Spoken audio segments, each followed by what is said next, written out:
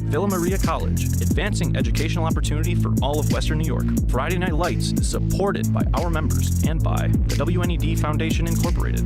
Mr. Goodbar, your headquarters for watching away games on Elmwood Avenue. Denny's, America's Diner, is always open. Brighton Liquor and Wine, 930 Brighton Road in Tonawanda. And by SEI. More information at seic.com.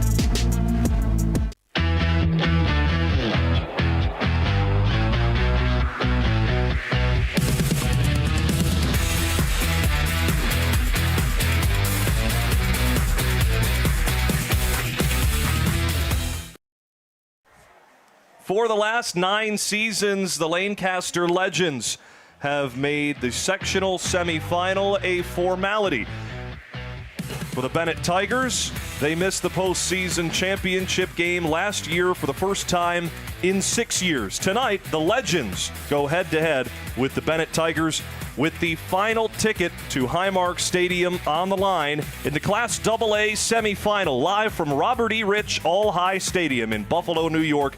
Glad to have you with us for Buffalo Toronto Public Media's Friday Night Lights. Hello, friends. Jack Kreuzer and Jim Monos with you live from the Villa Maria College broadcast booth. Villa Maria College, New York's home for cutting-edge majors and unmatched support. Jim, it's the semifinal. We've only got 2 games remaining, and we couldn't have a better matchup in Western New York than 2 Titans on the football field. No, I like it, Jack. We have pure toughness tonight on both sides of the ball. We have grit. We have guys playing hurt tonight, coaches that have been here before. This has all the makings of a big-time Final Four type matchup, semifinal type matchup. Well, these two have seen each other quite a lot. Let's get to the Class AA bracket and see who the winner of this game will be likely to see in the championship. The number 4 seed Lancaster, the number 1 seed Bennett. On the flip side, down in the southern tier tonight is Jamestown at Orchard Park. That's the 3 versus the 2 down in Orchard Park tonight. The winners will face off next week, Friday night at 8 p.m. We'll have that game live right here on Friday Night Lights. But first, we've got to get 2 finalists, Jim. And when you take a look at the Lancaster Legends, the number 4 seed defending champion Lancaster Legends, what stands out to you right away? We always have to talk about quarterbacks with every team. And White has been Matt King has been strong all year. Senior leadership, running the ball, throwing the ball with the big arm. Now tonight we know he's playing a little bit banged up, but this is what nights like this are made for. When you're a little bit of an underdog, so to say, as a senior quarterback, you take that on yourself and prove I'm the better quarterback tonight. I can take my team to the next game. That's Matt King, who you reference.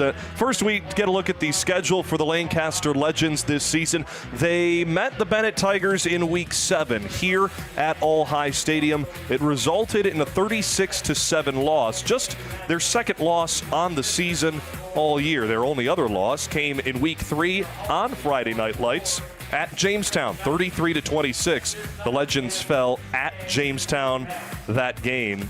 The Lancaster Legends defeated the Niagara Falls Wolverines last week 20-14 in the sectional quarterfinal. Jim, we were at that game last week. We didn't have it, but that came down to the last play of the game. 20-14, Lancaster squeaks away a win despite battling some terrific injuries throughout the course of the night. And that's this time of year. Find any way to win, advance, and that's what they did. They hung on. And, Jack, we never give up early on those games either. We stayed to the very end because you never know when teams are going to make that run in these types of games. It's hard to win, it's hard to finish and get to that next game. Lancaster controlled a majority of the quarterfinal game over Niagara Falls, but the Wolverines mounted a comeback again. Danny Ahern got hurt during the course of that game, as did the starting safety for Lancaster in Ryan Hartwig. Both of them cleared and are playing tonight. As we get to our head coach spotlight for Lancaster, Eric Rupp is the man in charge and has been in charge for the last 10 seasons, an 89-17 record overall, and Coach Rupp has never missed Highmark Stadium. Coach Rupp's attitude tonight looked like what I would expect a coach to look like in the playoffs, where we met Eric. I was able to meet him this year for the first time, and he's one of our favorite interviews, his casual, laid-back approach. Not tonight. He was focused and ready. He had that look like it's time to go. Hey, nice to see you guys. Get off my field. Our spotlight players tonight for Lancaster, you mentioned him already. Their 6'3" senior quarterback, Matt King, first-year starter. He will have the weight of the world on him tonight as the senior captain and quarterback. He is our first spotlight player. King can do it both on the ground and through the air. And that's every nightmare for a defensive coordinator, any quarterback that can run, and King obviously can run. Our second spotlight player, also a captain for the Lancaster Legends, it's the running back, Danny Ahern. The do-everything back, but they'll get him out in the pass game too. He's a weapon as soon as he has the ball in his hands. He grinds it out and usually ends up in the end zone. And another captain for Lancaster, our third spotlight player for the Legends tonight, is their defensive end, who's been a force, number 18, Tim Kopaz. Yeah, we hear his name on every play. We're going to hear it so much tonight. He's all over the field on defense, plays with a high energy. We'll take a quick break and come back on our pregame show. Friday Night Lights, presented by Villa Maria College, continues as we look across the section at the semifinals to be determined tonight. And, of course, our Bennett Tiger preview. All coming up after this on the Friday Night Lights pregame show. Visit Villa Maria College and discover what it means to be a Viking. Come see the energy, teamwork, and pride that makes the Villa Vikings unstoppable. Schedule your tour at visit.villa.edu. BTPM NPR's Disabilities Beat promotes awareness and inclusivity, amplifies underrepresented voices, and holds corporations and governments accountable. What assurance can you offer consumers that these problems won't repeat in New York, and what accountability measures do you have in place? Hear reports from the Disabilities Beat, hosted by Emily Watkins every Wednesday on BTPM NPR during Morning Edition and All Things Considered. The BTPM Disabilities Beat is funded in part by the Peter and Elizabeth Tower Foundation. Buffalo Toronto Public Media has new and innovative ways to generate revenue for your business. We have a robust menu of digital features that can help your business grow. Contact Bill Saurer at 716-845-7000. Welcome back to All High Stadium in Buffalo, New York. Jack Kreuzer and Jim Monos with you on BTPM's Friday Night Lights. The number 4 seed Lancaster Legends take on the number 1 seed Bennett Tigers in the Class AA semifinal. The final ticket to Highmark Stadium on the line to play in the Class AA championship next week. We continue on with our pregame show around Western New York. 10 teams this weekend will punch their ticket to play in the sectional championship game. We begin with Class A, where there was a semifinalist who punched their ticket last night. Right here, the McKinley Macs defeated Grand Island 22-0 to make their way to Highmark Stadium for the second year in a row. They await the winner of Health Sciences in Williamsville East. The Falcons will take on the Flames here again at All High Stadium tomorrow afternoon. In Class B, the Will South Billies we saw defeat Olean last week. They take on Lackawanna tonight in the Class B semifinal. On the other side of the B bracket, the Iroquois Redhawks take on the West Seneca East Trojans. We saw both those teams, Jim. What do you expect in a matchup like that? I know I'd like to see Williams, South, and Iroquois play. I would love to see those quarterbacks battle, if that's a possibility. What do you think? Two quarterbacks and the two great receivers, Zankel and Skutnik. That just seems like a game I want to call. But West Seneca East rolled over Depew last week, 70-24 in the quarterfinal. That's going to be a tough matchup down in Iroquois tonight. Let's move on to Class C, where the number 1 seed in C North, Barker Royhart, hosts the number 2 seed in C South, Chautauqua Lake, Westfield, Brockton. On the flip side, Southwestern Frewsburg, the 1 seed in Class C, hosts the 2 seed in C North, Eden North Collins. We've seen both Eden and Southwestern this year. Talk about some heavy hitters on both sides of the ball. What do you expect? That's exactly right. That's going to be a physical style. Both coaches, they bring it every game. These are the types of matchups you want in the playoffs. Brady Waring against Trent Lewis, and the Markham brothers, the Nellis brothers, go head-to-head in a battle of the brothers. Again, both teams looking to get to Highmark Stadium for the first time in a while. That's in Class C. And finally, in Class D, there's 2 tickets still available. Newfane, the 1 seed, will take on the 5 seed Silver Creek Forestville, who upset the 4 seed Randolph last week 20-0. Silver Creek Forestville at Newfane tonight. Matt Capon expected to be back in action tonight after he had we'll call it a veteran rest day last week, not playing in the quarterfinal for their 56-0 win over Allegheny Limestone. On the flip side of the D bracket, the Wilson Lakemen, who seek revenge over the Newfane Panthers for their Week 8 loss. They host Gowanda Pine Valley in a sneaky good game in Class D, Jim. Carter Capozzi up against Brock Lepsch and the Wilson Lakemen. That should be a fun one. No question. Capozzi is a player that we know has played well all year. Would love to get our eyes on him at some point. We know he's electric. The Class D championship game is next week, Thursday at 3 p.m. at Highmark Stadium. Let's get back to the Class AA matchup that we're expecting to see tonight, and we will go around Western New York. The Class AA bracket on the other side. We begin our Around Western New York, brought to you by Buffalo and Erie County Public Library, profoundly public. Jamestown is at Orchard Park tonight, the 3 seed against the 2 seed. Jarek Bresky, the running back for Orchard Park, injured in Week 8, actually, against Bennett here at All-High Stadium. So they are likely without Jarek Bresky tonight in Orchard Park. A big loss for them going up against Chase Bonta and the Jamestown Red and Green. We mentioned Iroquois hosting West Seneca East. We'll keep you updated on that score throughout the night, as well as Southwestern Frewsburg and Eden North Collins, and Barker Royhart hosting Chautauqua Lake Westfield Brockton. Both of those final games in Class C. Tomorrow, Health Sciences Buffalo Academy of Science Global Concepts hosts Williamsville East here at All-High Stadium in the afternoon. Those are around Western New York games for Week 10, the sectional semifinal presented by the Buffalo and Erie County Public Library, profoundly public. Now, the Bennett Tigers come into this game with just 1 loss on the season. Their schedule was the same as Lancaster's, except their difference was their out-of-conference game. They went to Ohio to play the Massillon Washington Tigers, a 35-0 loss in Week 2 that primed them for a run throughout the regular season and certainly the postseason. I like that. You never shy away from competition. You only get better from playing teams like that. It gives you a wake-up call, maybe where you are, what you want to get better at. I like that by the head coach to schedule that. They're rolling into this game off 6 straight wins. They did defeat Niagara Falls in Week 1, 38-7, and they've made it look easy so far. The Bennett Tigers average 32 points a game on offense. They're holding their opponents to just under 2 scores per game defensively. This is a dominant Bennett Tiger team, well rested, earning the bye in Class AA last week. They sat at home and got healthy. Yeah, nothing you want to hear from your Lancaster when your quarterback's playing a little bit banged up and Bennett's coming off a bye week and getting healthy. Physical, as we know, on defense.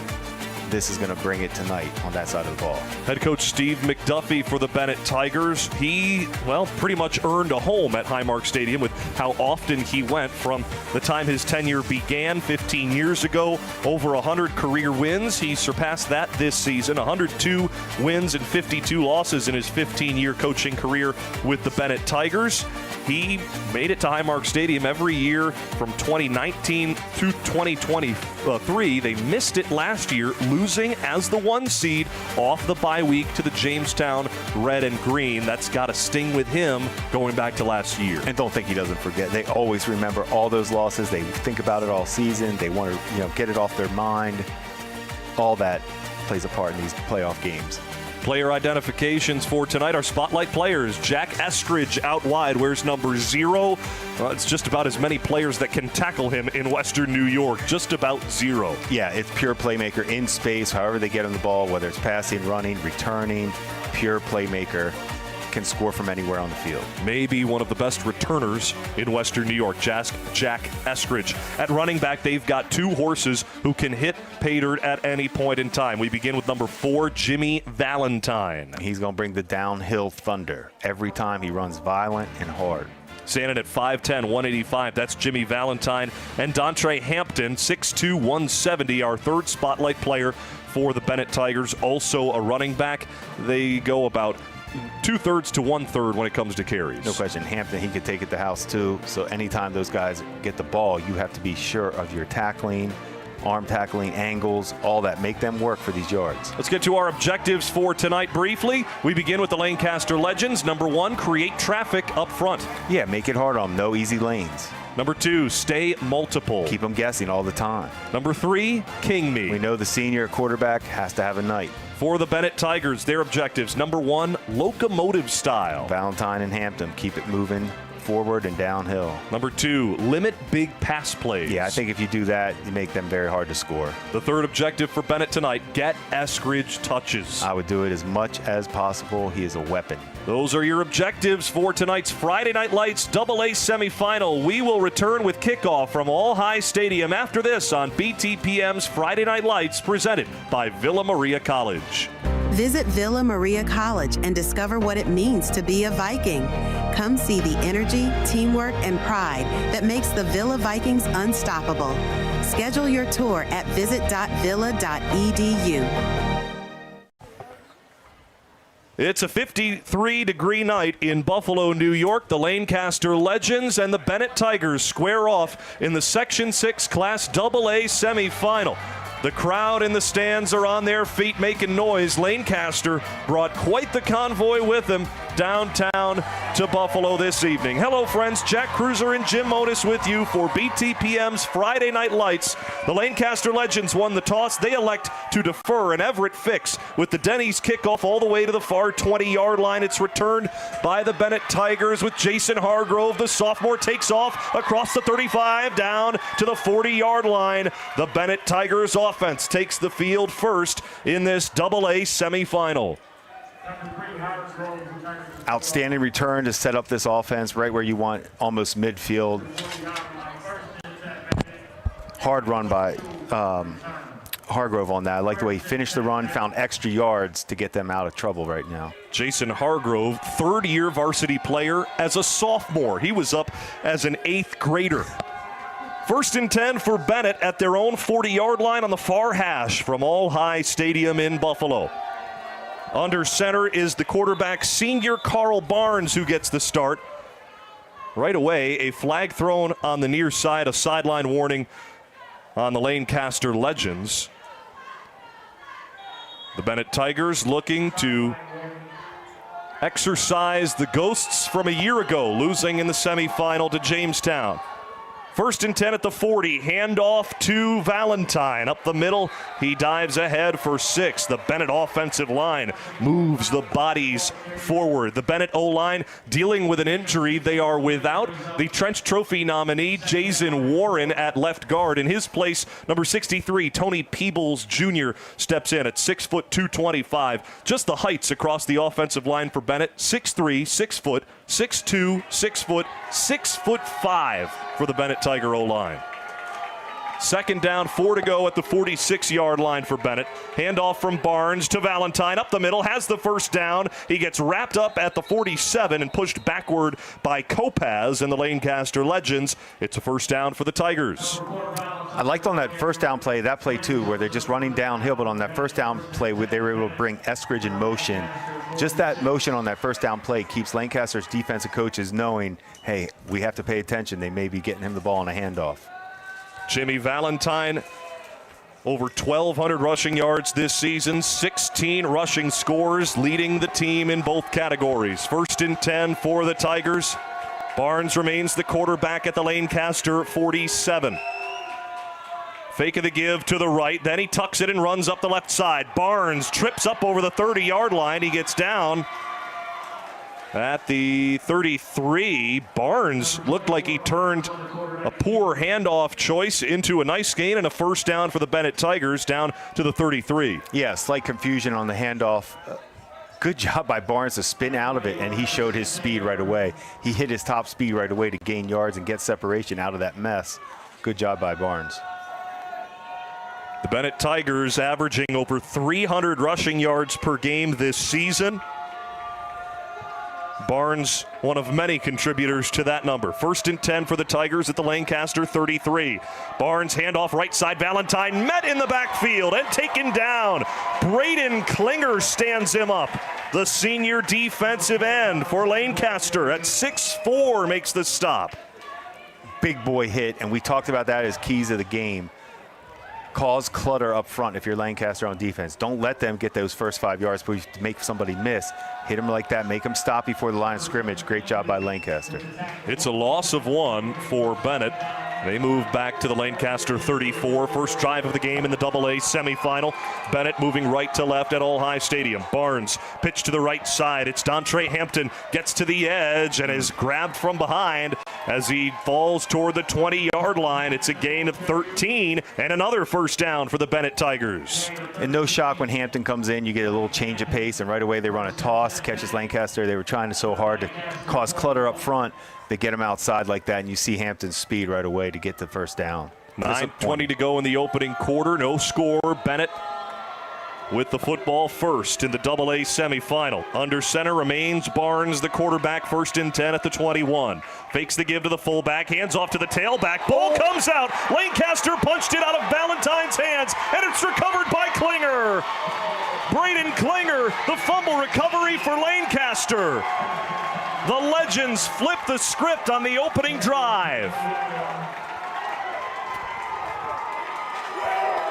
And that's what we're talking about right there. That's how you flip the game. When you are able to cause a fumble like that early, to come down the line like that at the defensive end position, to make that play and strip the ball and recover as a team effort. That's the hustle and gang tackling that Lancaster was doing. Getting to the ball, that's how you recover those fumbles.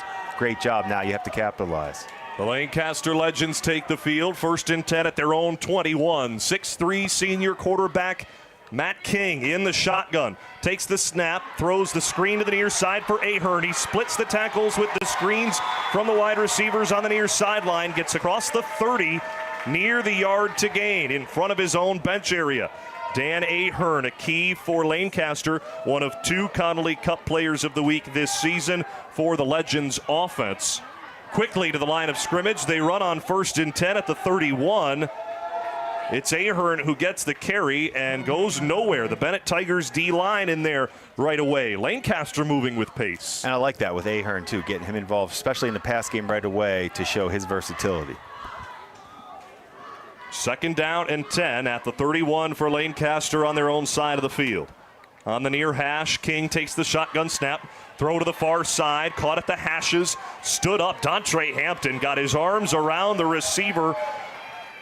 Ryan Hartwig makes the grab. The junior wideout picks up 3 on the ground to set up 3rd and long. Not a lot there, kind of like a little wide receiver, kind of turn in, quick hitter. Bennett did a nice job staying home, kind of played zone, made the tackle quick. Now you have 3rd and long. 3rd down and 6. At the 35-yard line for Lancaster. All the Legends peek at their play clock list on their left wrist. Across the formation is Aiden Banks. King takes the shotgun snap, pump fakes the deep shot. Ball comes out and Bennett falls on it. King lost the football. And Amos Lutet, he makes the fumble recovery, falls on it with his 6-foot frame, and the Bennett Tigers respond with a fumble recovery of their own. It's heartbreaking for Lancaster to have that opportunity taken right back from them, turnover for turnover, so it's like nothing happened. They had a nice little play call. They were trying to get misdirection. Nice job by number 26. Great job of getting his hands up and forcing King to pull the ball back down. That's what caused. He pump faked and had to fumble, and he fumbled the ball. Nasir Tillman, great job by forcing King to pump. 1st and 10 for Bennett at the Lancaster 27-yard line. Barnes, the quarterback, gives it to the fullback. It's Hargrove who keeps the legs moving, and he bounces his way across the 20-yard line down to the 19. A pickup of 9 for the Bennett sophomore fullback. The Tigers, after Valentine fumbled on the first drive of the game, get the ball right back after a Matt King fumble on a 3rd and long situation. Now Bennett right back to where they were, knocking on the door of the first score of the game, approaching the midway point of the opening quarter. Bennett, 2nd down, 2 to go. Ball comes out again as Valentine got the handoff. Loose ball still on the turf. Lancaster scoops it up at the 34. Tim Kopaz falls on it. The Lancaster Legends get the football right back again. It was Cole Urban who got the fumble recovery. So, we talk about, is it raining? Is it raining? Is this a miss? Is it not a miss? There's something going on because it's fumble after fumble after fumble right now. Great job of Urban pumping through the line like that, stripping the ball. Once again, we talked about the gang tack. They're hustling right around it. Lancaster's effort right now to gang tackle is why they're recovering these fumbles. Now, no question, you have to capitalize, at least get this over midfield. Down and 10 at their own 33. It's a handoff for Ahern to the right side. He goes nowhere, but does hang on to the football. Certainly an added key for both teams. Yeah, it's going to be something we have to watch all night. Both teams know it now, so they're going to be hunting and punching that ball out as much as they can. Both teams are physical, as we know. Jimmy Valentine, 2 fumbles in this opening quarter against the Bennett Tigers. Second down, 9 to go for Lancaster at their own 34. King in the gun, takes the snap, throws to the far sideline, and it is caught at the boundary. The Lancaster Legends, Chase Sagliani, makes the grab, a pickup of a couple to set up third down, medium distance. Yep, just a quick out route to get some yards. Third and manageable. Third down, 5 to go. King drops back to pass, wants to air it out, throws a bullet over the middle. It's caught by Schaefer, and he scoots past his defender across midfield, down to the Bennett 38-yard line. Schaefer makes the grab and picks up a huge gain for Lancaster, their first down of the night. Schaefer's a big play receiver who's done it all year, and over the middle in traffic to make that tough catch and then stay on his feet to gain yards after the catch. Big time play by Schaefer. Matt King hit him in stride as well. 1st and 10 for Lancaster, right to the line. Screen pass near side. It was in front of Ahern. Incomplete. Jimmy Valentine was all over Danny Ahern in the near flat in case he caught it. 2nd down for Lancaster. But when you're trying to pull off an upset, when you lost to a team earlier this year, you see Matt King, the senior. You see Ahern, a senior. You see Schaefer, senior. These guys are making plays. That's what you need from your seniors on a big night like this. That's a great start for Lancaster. Under 6 minutes to go in the opening quarter. No score, 3 fumbles so far. Lancaster with 2 recoveries defensively. Matt King gives the handoff to Ahern on 2nd and 10 at the Bennett 37, and this goes nowhere. The Bennett defensive line pushes forward and wins that down. Amadou Jalot with the tackle up front for Bennett. A loss of 2 for the Lancaster Legends. Running's been tough so far up front. Bennett D-line has certainly won the battle up front in this quarter. Jalot, 6'3", 275, a D tackle for Bennett. They are huge. 3rd down, 12 to go for Lancaster at the Bennett 39. Taking their time before 3rd. 1 wide on each side. King takes the handoff, rolls to his right, throws on the run, looking for Schaefer. It's incomplete. Just over the head of Colton Schaefer downfield. He was one-on-one with the safety, Akari Brown. Nothing doing. Yeah, one-on-one's being nice. He was behind the defense. That could have been a touchdown. That was a zone defense. Safety bit come up. Somebody thought there was going to be somebody back there, but Schaefer did have the ability to score on that play if King could have put a little more air on it. Dante Parker, the one-on-one cornerback with him as well. King lines up for 4th down and 12 for Lancaster. He can punt as well. Banks in motion. King takes a snap. They're going to go for it. Drop back to pass. Pressure comes on King, and he goes down. The Bennett Tigers hit home. The man with 1 fumble recovery already, Amos Lutet with the sack on 4th down, and it's a turnover for Lancaster. That hurts. You'd love to see King just be able to let that thing go. Let it serve as a punt. If it's not, if it's an intercepted, you're okay down the field. A sack is really the last thing you wanted there. At least try to get the ball off. 5:05 to go in the first quarter. Bennett gets the football for the 3rd time today, this time from their own 45-yard line. 3 fumbles and a turnover on downs, the first 3 drives of the game. A flag at the snap for 1st and 10 for Bennett at their own 45. Run to the right side for about 4 yards for number 4, Jimmy Valentine. But the penalty markers could be an issue tonight. This the first thrown by referee John Godfrey. And I like that they went right back to Valentine. You want to give a running back a chance that's had some fumbles early to get him out of that rhythm. Well, John Godfrey picks up the flag. We have yet to have a penalty tonight. They say it was clean. No false start, no offsides. I'd love to have that tonight, Jim. Let's go no penalties the rest of the night. I mean, we are rolling right now. No penalties, no injuries. Let's get a nice, clean game. It's a lot of fumbles so far. 5 minutes to go in the opening quarter. 2nd down and 7 for Bennett. Barnes gives the handoff in the backfield. Hargrove gets taken down by 2 Lancaster legends. Braden Klinger in there first for Lancaster. A loss of 3. Braden Klinger gives teams problems every week we do them because of his length and ability to get off the ball and play on the other side of the line of scrimmage. It's why he can get those TFLs. 3rd down and 8 for the Bennett Tigers, who haven't shown any pass plays just yet. And they change out the personnel. Hargrove and the power package comes off the field. 3rd down and 8 for Lancaster. This part of their keys. They want to get Bennett into their spread offense, and here it is. 3rd down and 9 to go from their own 46. Barnes to throw, rolls to his right, throws on the run. It is caught on the boundary and inbounds. He runs out. Jack Eskridge gets to the 42-yard line of Lancaster. A 1st down through the air for the Tigers. That was a pinpoint pass from Barnes on the move to his right. Got to give him a lot of credit. If he's going to make throws like that, they're going to be hard to beat. 3rd and long is what you want Bennett in, but if Barnes can make an accurate throw on the move like that to move the chains, that's like a pitcher with a fastball. Now his junk stuff's working. 4:10 to go in the opening quarter, no score. Bennett driving, 1st and 10 at the Lancaster 42. It's a handoff to Hampton. Up the right side, he beats a tackle, steps out of bounds at the 25-yard line. It's a run for 15 and a 1st down for Bennett again. The way their ability to get downfield so quickly, Hampton shows that burst. I mean, he's getting to that 5 yards across the line of scrimmage untouched, making one guy miss and finishing 1st down. Officially 17 yards on the ground for Hampton. Averaging double digits on the ground so far is number 12, the backup running back.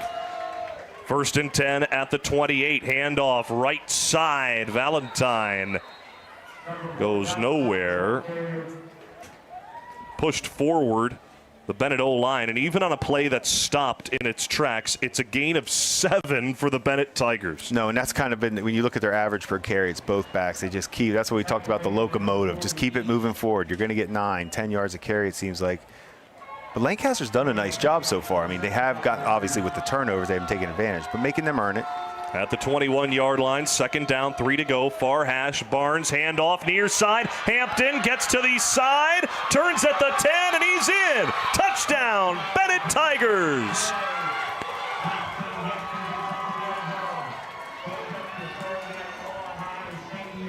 Dontre Hampton's 5th touchdown of the season gives Bennett the lead 1st. And there it is, the speed that we talked about with Hampton. The combo of running backs that they have just makes it so tough. He's able to get to the edge like that.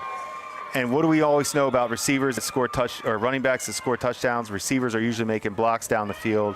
And we just saw a great effort down the field by Jason Hargrove to make that block and also for them to finish in the end zone. 2-point conversion attempt for Bennett. Run up the middle is in. 2-point good for Hampton.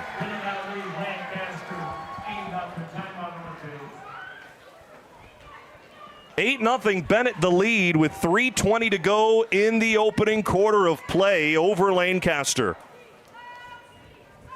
But that's the team effort. That's well coaching. When you see Jason Hargrove taking that effort to make that block and celebrate with his teammate like that, that's a culture. That's what they've built there.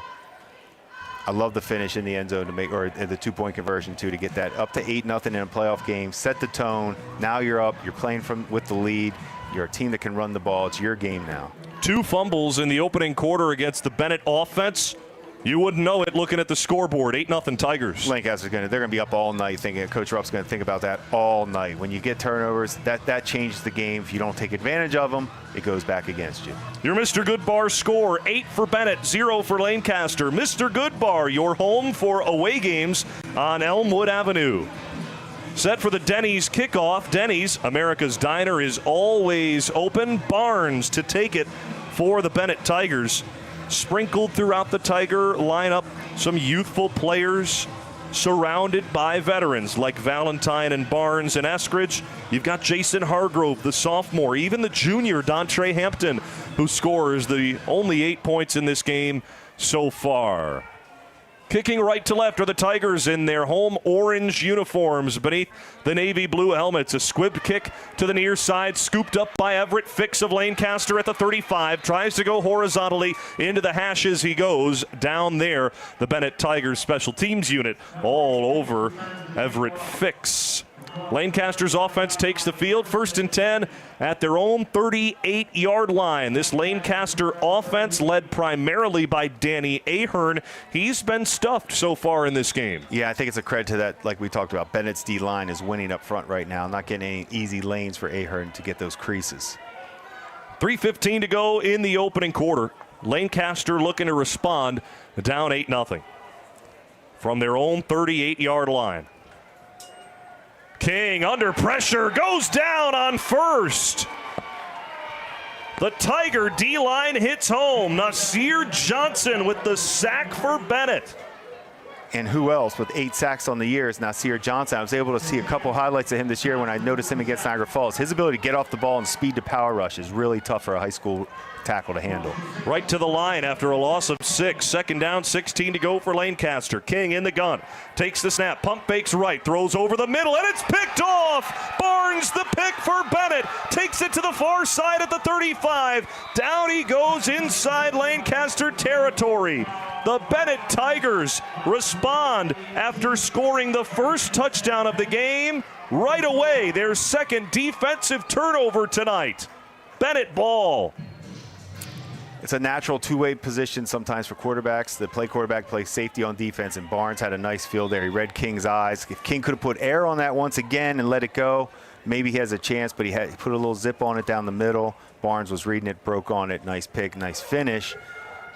Now do they take advantage again of the turnover? That's the difference in the game right now.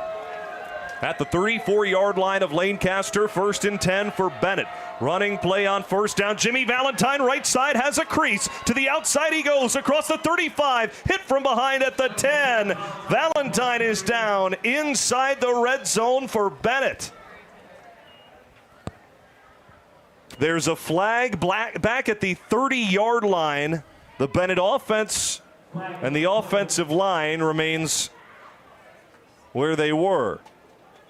2:29 to go in the opening quarter. 8-0 Bennett the lead. Carl Barnes, the 4th interception of the season for the senior safety, flips the script. Bennett looks to double up on this drive, but the big run from Valentine is coming back on a holding call. But it's good to see once again for Bennett. You see Nasir Johnson leads the team in sacks, he gets a sack. You see Carl Barnes leads the team in interceptions, he gets a pick. These guys are playing how they played during the season. That's what you expect from your leaders. It's a net loss of 6 after the penalty yardage is marched off from John Godfrey's crew. 1st and 16 for Bennett at the Lancaster 40. Bobble on the snap, handoff from Barnes, up the middle goes the running back for Bennett.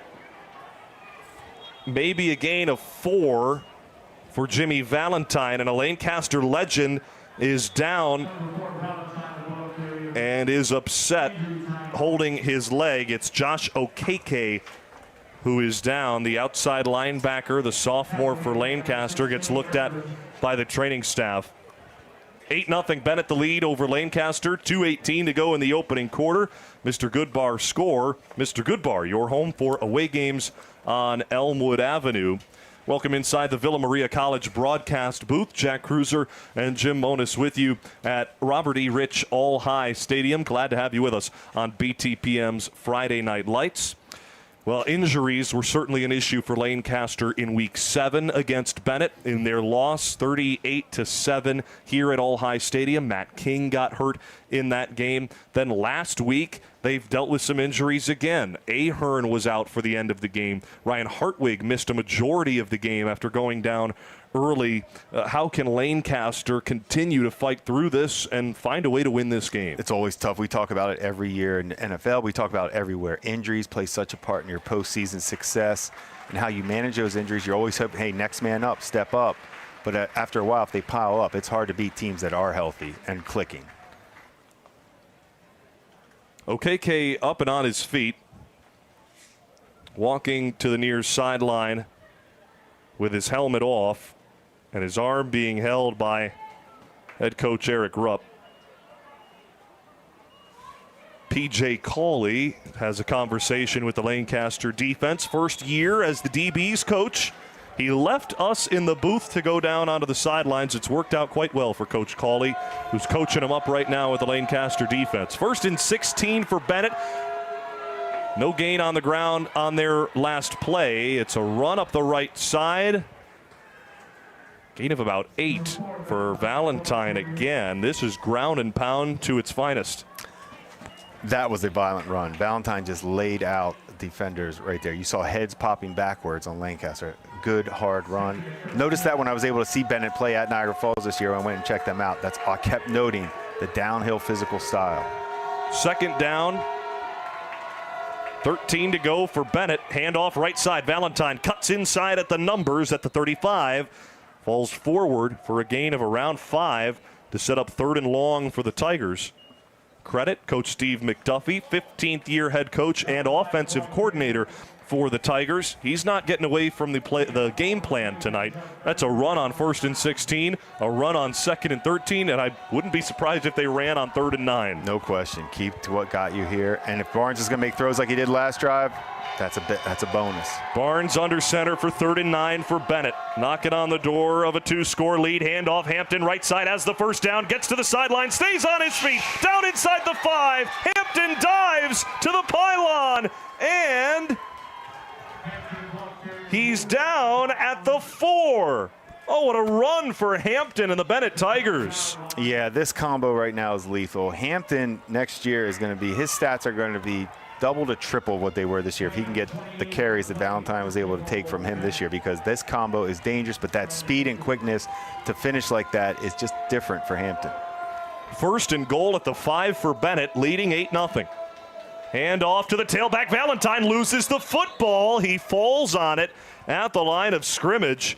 And Barnes puts his palm skyward. He couldn't believe the drop. No, there's just confusion. Like we talked about, Barnes isn't always the quarterback, so maybe there was, that's something you got to get used to, but that has to get cleaned up. That could have been a game changer again. They're lucky Lancaster hasn't taken advantage of that, but down here, unacceptable at the 5-yard line. Under 30 seconds to go, and the clock moving to wind down the first quarter. 8-0 Bennett the lead, knocking on the door. 2nd and goal. At the 5-yard line again, handoff right side. Hampton lowers the shoulder and crawls his way over the goal line. Touchdown, Bennett.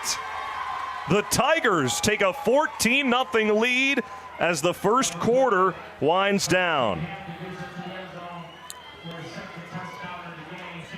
Well, if you started DeAndre Hampton in your fantasy football league tonight, you will be happy, because he is showing off his skills tonight, putting his name on the map for the rest of the season, for playoff season, because his big playability right now is a nice combo.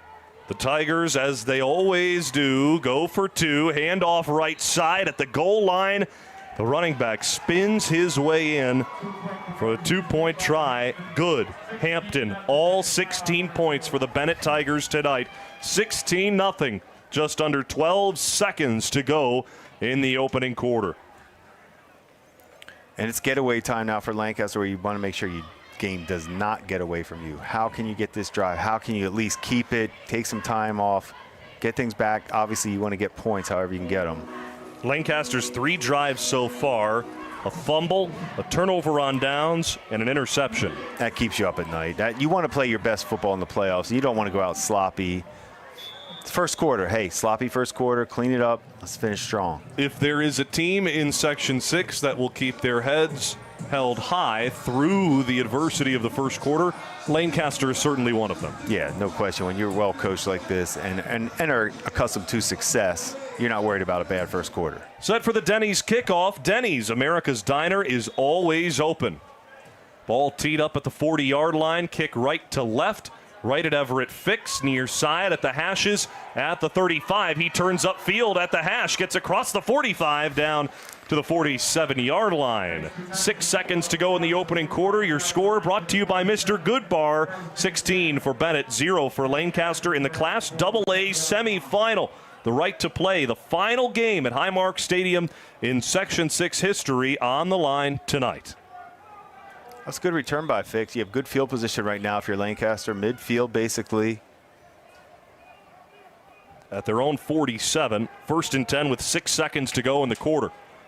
King motions Ahern out to the left slot. 3 receivers there. King in the gun. Takes the snap, chest high. Throws to the far side. It's caught in the slot by the wide receiver Aiden Banks. He turns upfield for maybe 3 yards. Down at the 50-yard line, and the first quarter comes to an end. 16-0, Bennett the lead over Lancaster through one fumbly quarter of play. 3 fumbles start the game. The Bennett Tigers answer, hanging on to the football, hanging on to a 16-point lead, heading in to the second quarter. We'll be back on BTPM's Friday Night Lights, presented by Villa Maria College. Visit Villa Maria College and discover what it means to be a Viking. Come see the energy, teamwork, and pride that makes the Villa Vikings unstoppable. Schedule your tour at visit.villa.edu. BTPM's Friday Night Lights, in partnership with Section 6, is presented by Villa Maria College, advancing educational opportunity for all of Western New York. Friday Night Lights is supported by our members and by the WNED Foundation Incorporated. Mr. Goodbar, your headquarters for watching away games on Elmwood Avenue. Denny's, America's Diner, is always open. Brighton Liquor and Wine, 930 Brighton Road in Tonawanda. And by SEI. More information at SEIC.com. These days, it seems like there are people who think the voting process is absolutely lawless. Like you just show up and toss your pin on any old ballot. But I'm here to set that straight, because I'm Corey, and this is Compact Civics. First, you have to register. It's a pretty rigid process, but it's not hard to do. In New York State, you can do it at any DMV, by mail, or online. To be eligible to vote in all U.S. elections, you must be a U.S. citizen, meet your state's residency requirements, and be at least 18 years old by Election Day. For the record, non-citizens and permanent legal residents cannot vote. To ensure you can vote, confirm your eligibility, register by your state's deadline, and understand any rule that may affect your voting rights. Voting is the easiest way to participate in democracy and influence governance. But remember, it comes with strict legal guidelines. Support for Friday Night Lights comes from our members and from SEI. SEI proudly supports the WNED Foundation, connecting communities through the Friday Night Lights tradition. More information at SEIC.com. These two teams have excelled in Section 6 football over the past decade. Since 2016, either Bennett or Lancaster has won the Class AA championship. And with Lancaster defending their title tonight and Bennett hot as the #1 seed, this game comes down to legacy versus momentum. And if Lancaster does win tonight, it will mark the 10th straight year to the championship under head coach Eric Rupp. The question is, who is extending their history and making it to Highmark next week? Back to you, Jack. Thanks, Leah. As we welcome you back to Highmark, or to All High Stadium. We'll be at Highmark next week. Some great info there from Leah Jurek, third member of our crew. 2nd down and 7 for Lancaster. Left side run. Across midfield, they enter Bennett territory. A gain of 6 on the ground. It'll bring up 3rd down and 1 for Lancaster, trailing Bennett 16-0 as we begin the second quarter of play. Yeah, design run for King. Get him involved maybe a little bit to kind of help out with Ahern. They've been focused. They haven't been able to spring Ahern at all, so hopefully maybe a little design quarterback run with King could help out. King from shotgun, as we will expect to see all night long. They did the same in week 3 when we saw them at Jamestown. Snaps were an issue in that game. We haven't seen any issues so far, knocking on wood, from Santiago Silva. He has corrected whatever was wrong in week 3. It's a long time since then. He's worked on it, and it looks like a smooth operation. A timeout on the field. 11:23 to go in the first half of play. You know, with snaps too, Jack, they become it's such a rhythm thing that can happen just for one game. You can get out of rhythm and it gets in your head. Obviously, he's worked at it, got past that. It's been a nice, clean game tonight. Lancaster takes the timeout, their first of the half, right before the 3rd down and 1 play. Needing a score here, the Lancaster Legends trail 16-0. 3rd and 1 at the 44 of Bennett. King in the gun, sends Banks in motion left to right, fakes the handoff, throws to the far side. Banks one-on-one with Barnes. He's wrapped up behind the sticks. Carl Barnes having a career day in the sectional semifinal. He saw it from his safety spot, and it triggered him to immediately come downhill and make that tackle in space. Great play by Barnes. what he's done tonight as quarterback and safety, you can't put a number on. 4th down, 2 to go after the loss of 1 for Lancaster. Suffered a fumble, a turnover on downs, and an interception on their 3 drives in the first quarter. 4th down, 2 to go at the Bennett 45. King in the gun, lined up to go for it. Hard count, and he gets the nose tackle to bite. A free first down for the Lancaster Legends as Tony Peebles jumps offside. Who's had his name called for the right reasons tonight. Tough one right there. I think we could agree right here for Lancaster, though. You have to finish this in the end zone. However right now, to get your team back, you still can get back in this game, but it's got to end in the end zone. Matt King and the Lancaster offense remains on the field. 1st and 10 at the Bennett 40. From the gun, King hands off up the left side. Ahern stays on his feet through first contact. Gets across to the 36-yard line. He kept his frame low to the ground and is able to scrape away 4 yards. And we know Ahern is going to always run hard like that, always finish forward. That's the grind that Ahern gives you. Dontre Hampton, 2 rushing scores, 2 two-point conversions for the Bennett Tigers so far, who lead 16-0. 2nd down and 6. King looks to air it out. Near side, tipped through the air and incomplete. And a flag flies after the play. Valentine was in coverage. Ryan Hartwig and Aiden Banks were in the area of the pass. Carl Barnes nearly caught it off the tip at safety. The flag came as the receiver for Lancaster ran over the middle. Yeah, this will be a big call here. Yep, against Bennett. Big personal foul. Against the Bennett Tigers will aid the Lancaster drive mightily. I'm wondering, it looked like, I don't know if it was the way he was coming in with his helmet possibly on that, trying to break the pass up. I couldn't really tell if it was intentional. It's on Jimmy Valentine, though. Yeah, that's something to be aware of. You get 2 and you're out of the game. He's got to be safe the rest of the way. 9:39 to go in the first half. Lancaster trailing 16-0 in the AA semifinal. King in the gun on 1st and 10 at the 21. Rolls to his right. Pressure coming at the sideline. Heaves it downfield, and it's incomplete. Through the hands of a Bennett Tiger in the end zone. Nearly another pick for King. But Dante Parker couldn't hang on. 2nd down and 10 for the Legends. Yeah, not sure what King was thinking there. That was kind of a throwaway that was almost intercepted. Got to be careful. If you're going to throw it away, throw it away. 2nd down and 10 for Lancaster. 8-time sectional champs in their program history. 6 times since 2016. 2nd and 10 at the 21. King fakes the pitch, has to duck away from a rusher, pitches it up the right side to Ahern, who makes the grab on the run, and the improvisation for the Lancaster offense yields 9 yards through the air. I like the call. A little trickery from Lancaster. Bennett does a nice job of staying home. King's option to make the throw wasn't there. He was able to dump it off to Ahern. Ahern did a great job.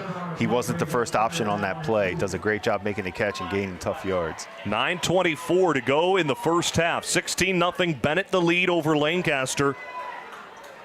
Marching to the end zone to our left with Bennett High School behind it. 3rd down and 3. It's a run for Ahern. He gets stuffed. The D-line for Bennett there again. Nasir Tillman, the 6'3 DN, makes the stop, and a loss of 1. So when the right tackle, Cole Silvestri, is pulling like that, Nahir Tillman gets right on his back, follows the play, textbook play, makes the tackle for loss. Great job by Tillman. 4th and 4 for Lancaster at the Bennett 15. King throws quickly, slant right side, incomplete. Behind the target, Everett Fix. He laid out and tried to turn back for the football. It falls to the turf, and the Legends turn it over on downs. King threw that like it was kind of like a hitch stop type route. Would have been a first down. They weren't on the same page. He takes it inside like a slant. King, they were off. King threw it behind him like a hitch. Not on the same page. tough one on a 4th down.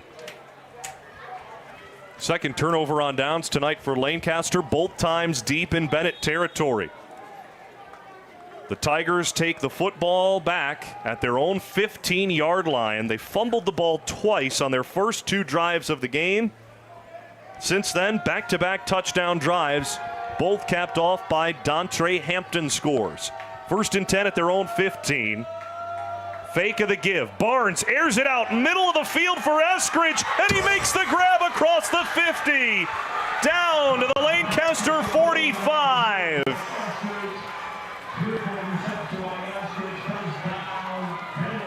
"40 yards through the air for the Bennett offense. Eskridge, the first reception of the game for the Tigers." That was the pure speed we've seen. That's the fastest play we've seen all year in person. The way Eskridge can track this ball, great throw by Barnes. He lays it out like you're supposed to do, and Eskridge just goes and gets it, tracks it down, finishes it. Great catch. It wasn't easy. He had to go get it. Big time play. 1st and 10 for Bennett at the Lancaster 45. Valentine, the run, falls forward as he gets nicked at the ankle by Kopaz. A gain of 6 on the ground for Valentine and the Bennett offense. For Barnes, who rarely throws the ball, that's a terrific pass. We're talking about on the run to his right on a 3rd down, makes a big time throw. And they come out and want to take a shot, and that's what you do. You laid out. Hardwick had good coverage. He was there. He stayed with Eskridge, but Eskridge had that little second gear at the end to go get that thing. It's Carl Barnes' first pass of the season, and it goes for 40 yards.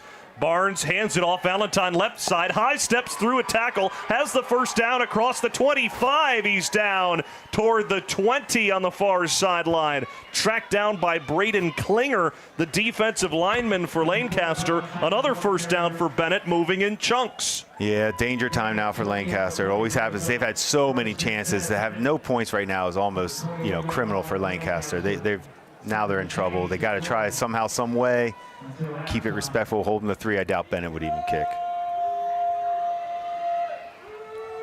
First down and 10 at the 21 for Bennett, just outside the red zone. Handoff right side. Hampton gets through the first wave. He gets tripped up at the feet. A neat tackle for the Lancaster defense that may have saved a touchdown from Cole Nataro. When you talk about Valentine, Hampton, and Eskridge, it's playmakers at every single spot right there. Not just playmakers, ability to score from anywhere on the field. A gain of 9 on the ground for Hampton. 2nd and 1 at the 11-yard line. Handoff Valentine right over a defensive lineman. He gets taken down by Kopaz, one of our spotlight players at defensive end for Lancaster. But enough for a first down. 2 yards on the ground for Valentine. 1st and goal at the 9. Timeout on the field called by the Bennett offense.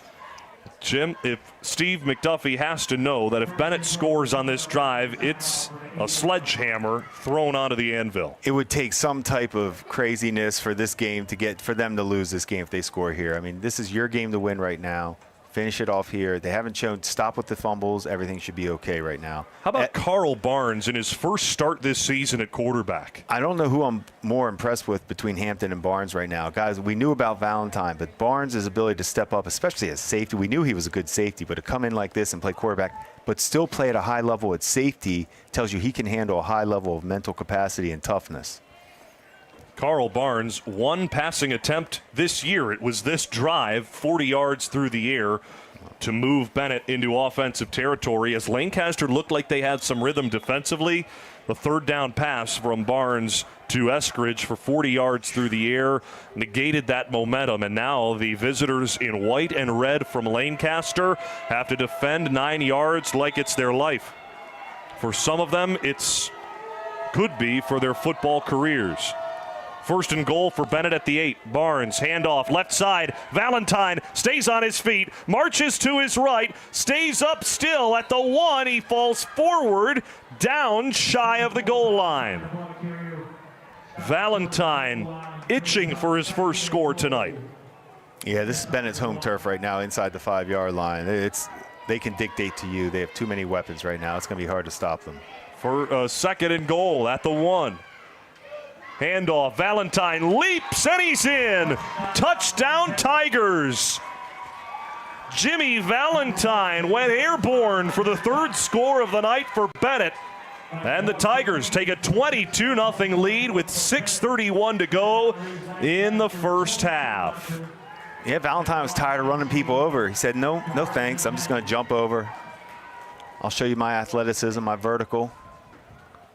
I'd like to do a Section 6 combine, Jack. I wouldn't mind seeing guys verticals 40 times, get official times on these guys. For Jimmy Valentine, that's his 17th rushing touchdown of the season. That took all three playmakers for Bennett, 4 if you count Barnes at quarterback, to score on that drive that went 85 yards. The 2-point conversion try. Roll to the near side for Barnes. Throws on the run across his body, and the catch is made. The Bennett Tigers convert the 2-point conversion. Tyson Johnson. He makes the grab in the end zone for 2, and it's 24-0 Bennett. The Lancaster fan base stunned silent at All High Stadium. Yeah, Tyson Johnson was a player I noticed when I did see that game against the Falls. He has on defense, too. He comes up, he makes picks, he's physical. The fact that he made that catch in traffic, nice throw by Barnes again. It's a big-time effort by Bennett tonight. Let's pause 10 seconds for station identification. This is Friday Night Lights, presented by Villa Maria College. This is Matt Caven from Newfane. You're listening to Friday Night Lights on BTPM, NPR, WBFO, and WBFO HD1 Buffalo. WUBJ, Jamestown, WOLN, Olean, for service of Buffalo, Toronto Public Media. Well, after the Bennett Tigers' rocky start to this game with back-to-back drives ending in fumbles, 2 of them in Lancaster territory, it's been 3 straight touchdown drives. Hampton with 2, Valentine with the most recent to give the Tigers a 24-0 lead. The Denny's kickoff fielded at the 34-yard line. Everett Fix goes down right away. And the Lancaster offense will scrape the bottom of the barrel of the playbook to see what can they do to get back into this game. Well, the positive you can always say as a coach, we're 3 scores down. Second quarter, if we can get a score here, get a 2-point conversion, we are right back in this thing. 6:29 to go in the first half. First and 10 for Lancaster at their own 33.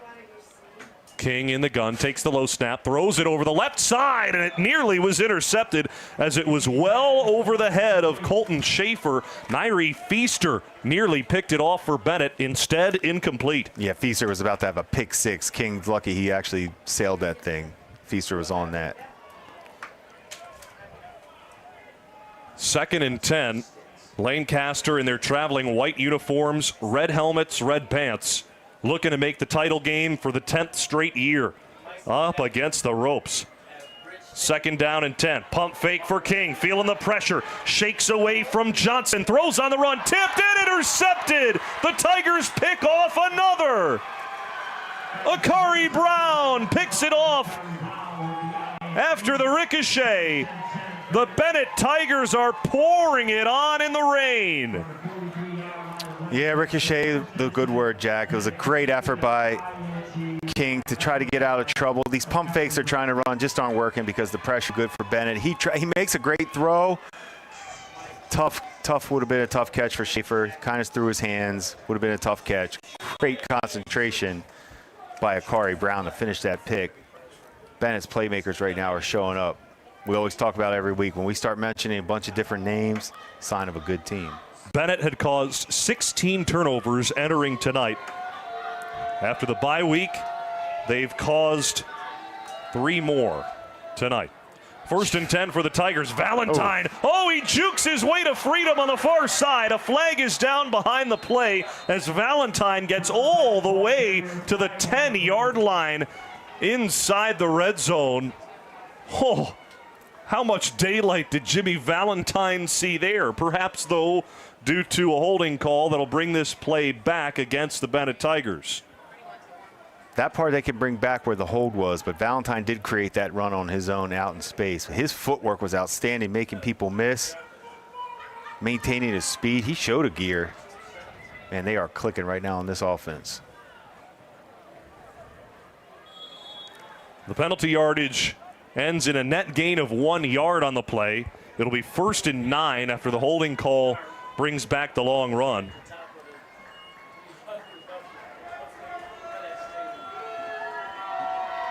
First and 9 at the 42. Barnes under center. Hands off to the tailback. Hampton, he breaks free up the left side. One defender to beat, and he turns around Hartwig through the turnstile. Touchdown Hampton, his 3rd of the first half. 30-0 Bennett. Welcome to the scene.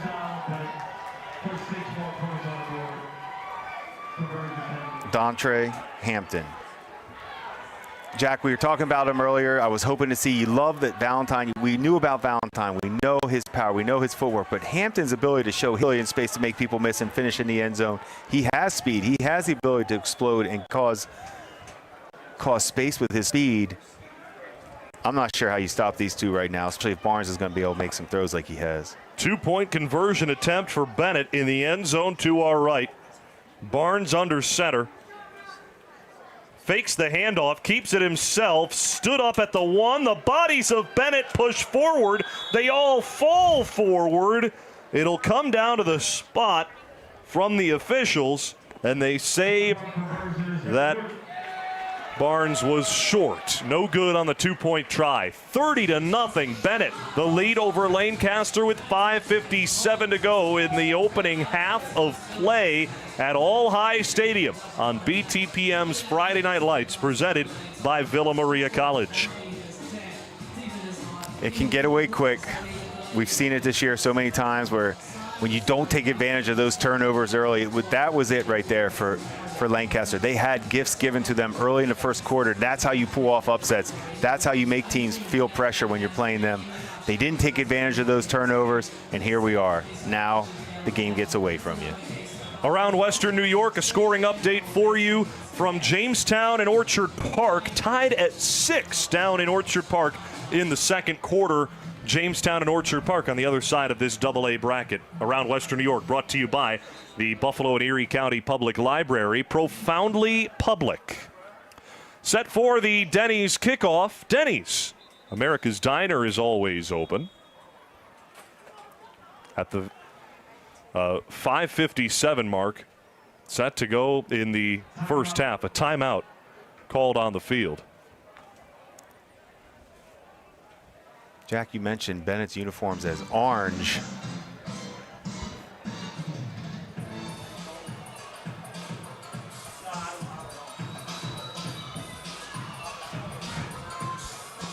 The Bennett Tigers called a timeout before the kickoff. Jack, you mentioned Bennett's uniforms as orange. You know, in the dark a little bit, when you zoom in, they come across a little tan. What do you see?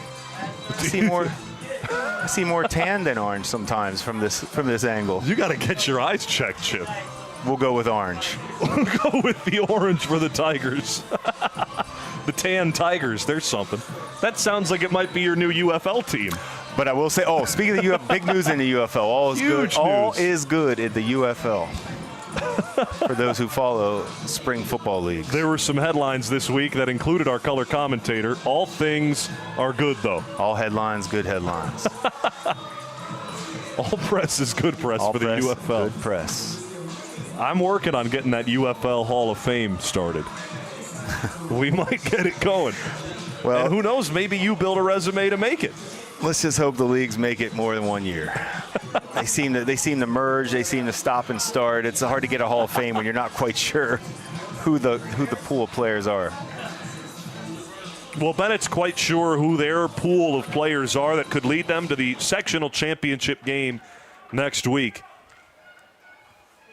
It's a pooch kick and an offside, a flag right away on the kick for Bennett, who called the timeout right before. Well, whatever was spoken to the kids before the kickoff threw them off a little bit. This kick will come back. Lengthy break here from score to kickoff. Scoring update from around Western New York. West Seneca East leads Iroquois 20-7 at halftime. Around Western New York, brought to you by the Buffalo and Erie County Public Library, profoundly public. 20-7 at halftime, East over Iroquois. I did not expect that. At Iroquois, no less.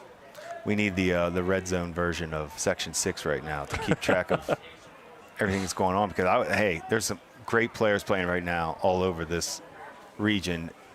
We're lucky enough to see a couple of them tonight. And I'm going to tell you, the guy that's in my Eskridge right now, that play he made, that deep ball, that's as good as a play we've seen any receiver make this year. Squib kick, maybe an onside attempt for Bennett, even despite the penalty yardage that backed him up for the kick at their own 35. It gets across midfield, and 20 yards later, Lancaster falls on it. They get field possession right near the 50-yard line with 5:54 to play in the second quarter, trailing 30-0. Bennett has steamrolled Lancaster so far. Yeah, it was a steamroll, but we have to remember, Lancaster had chances. They're going to look back on this game, and they're just going to say, how did we not take advantage of those early turnovers? 2 interceptions from King, a fumble from King, and a pair of turnover on downs in the opening half for Lancaster is the difference. 1st and 10 at their own 48. Lancaster on the far hash. King in the gun, plenty of motion. Fakes the handoff, now gives it to the tailback. Ahern fights for 3 yards across midfield to the Bennett 49.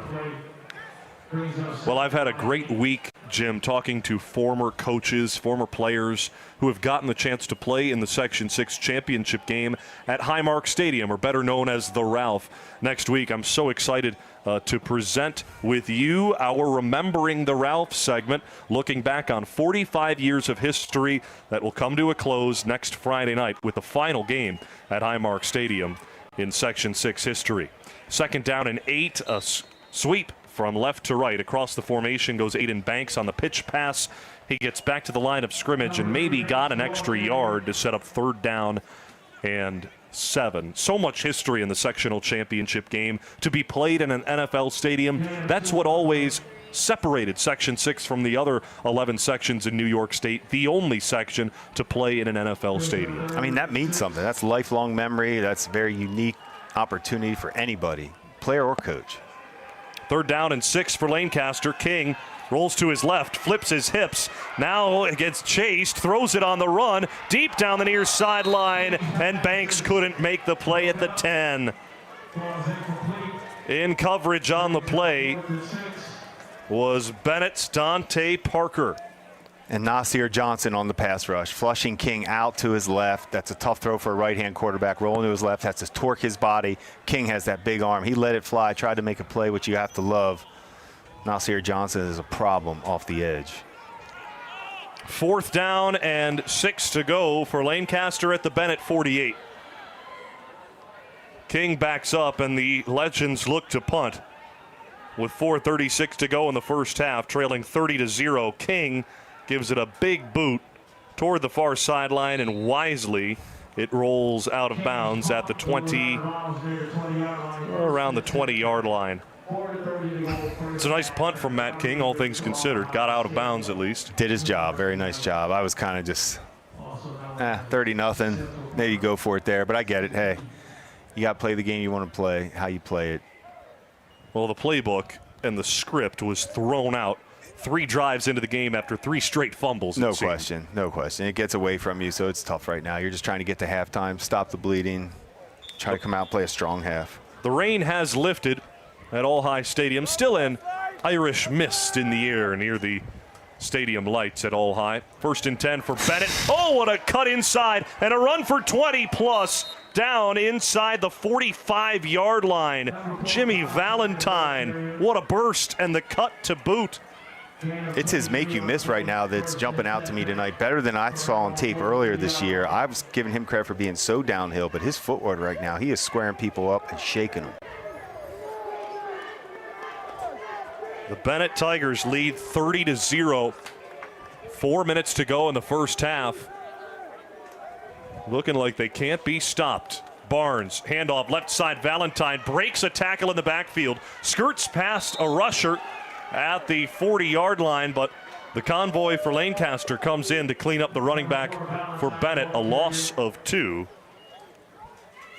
Yeah, this is right in Bennett's wheelhouse. It's not like they need to throw the ball. They could be second and long, third and long, like you were saying. They can still stick to their runs. When you're getting 9-10 yards of carry from both backs, you're never in a panic. The Bennett Tigers, they'll keep this ball on the ground the rest of the game, it seems. Run the clock and punch that ticket to Highmark Stadium. We're talking about that with still 3.5 to play in the first half. It just feels like hope is lost for Lancaster right now. Second down and 11. Well, I was wrong. Barnes, deep shot near side, tipped and incomplete. Nearly picked off by the Lancaster's cornerback, Cole Nataro. Eskridge was the intended target. Now 3rd and 11. I thought it was run for Bennett from here on out. I guess not. Well, I think you would think correctly on that. But, hey, every now and then you want to take a shot. You got to call it. Everybody practices and plays. You want to make plays too, so give guys a chance. But things seem to be going pretty well on the ground.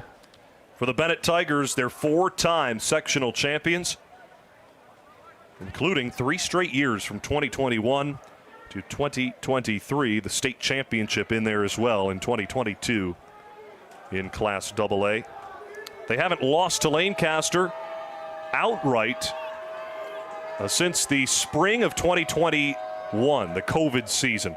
Throw to the near side, tipped. Eskridge makes the grab off the deflection. Down to the 48-yard line of Lancaster. Urban tipped it. Eskridge still found a way to catch it at the near hashes. He goes down right away, and he does pick up a first down for the Bennett offense. Urban had that thing read. Could have actually been a pick six. That was such a great job. Turns into a completion. That's football. 1st and 10 for Bennett at the Lancaster 48. Swing pass far side. Hampton makes the grab, makes a man miss as he cuts back inside at the 37-yard line. He gets 9 on the ground, maybe 10 for the Bennett Tiger offense. Moving with pace. Yeah, the playmakers right now are just all over the field, in space. We're seeing it all. Hampton obviously is a difference maker right now. Gain of 9, 2nd and 1. At the 37. Whistles blow at the snap. John Godfrey's crew signals for a first down. So 1st and 10 at the 37 for Bennett inside Lancaster territory. Under 2.5 to go in the first half of action in the Section 6 Class AA semifinal playoff game.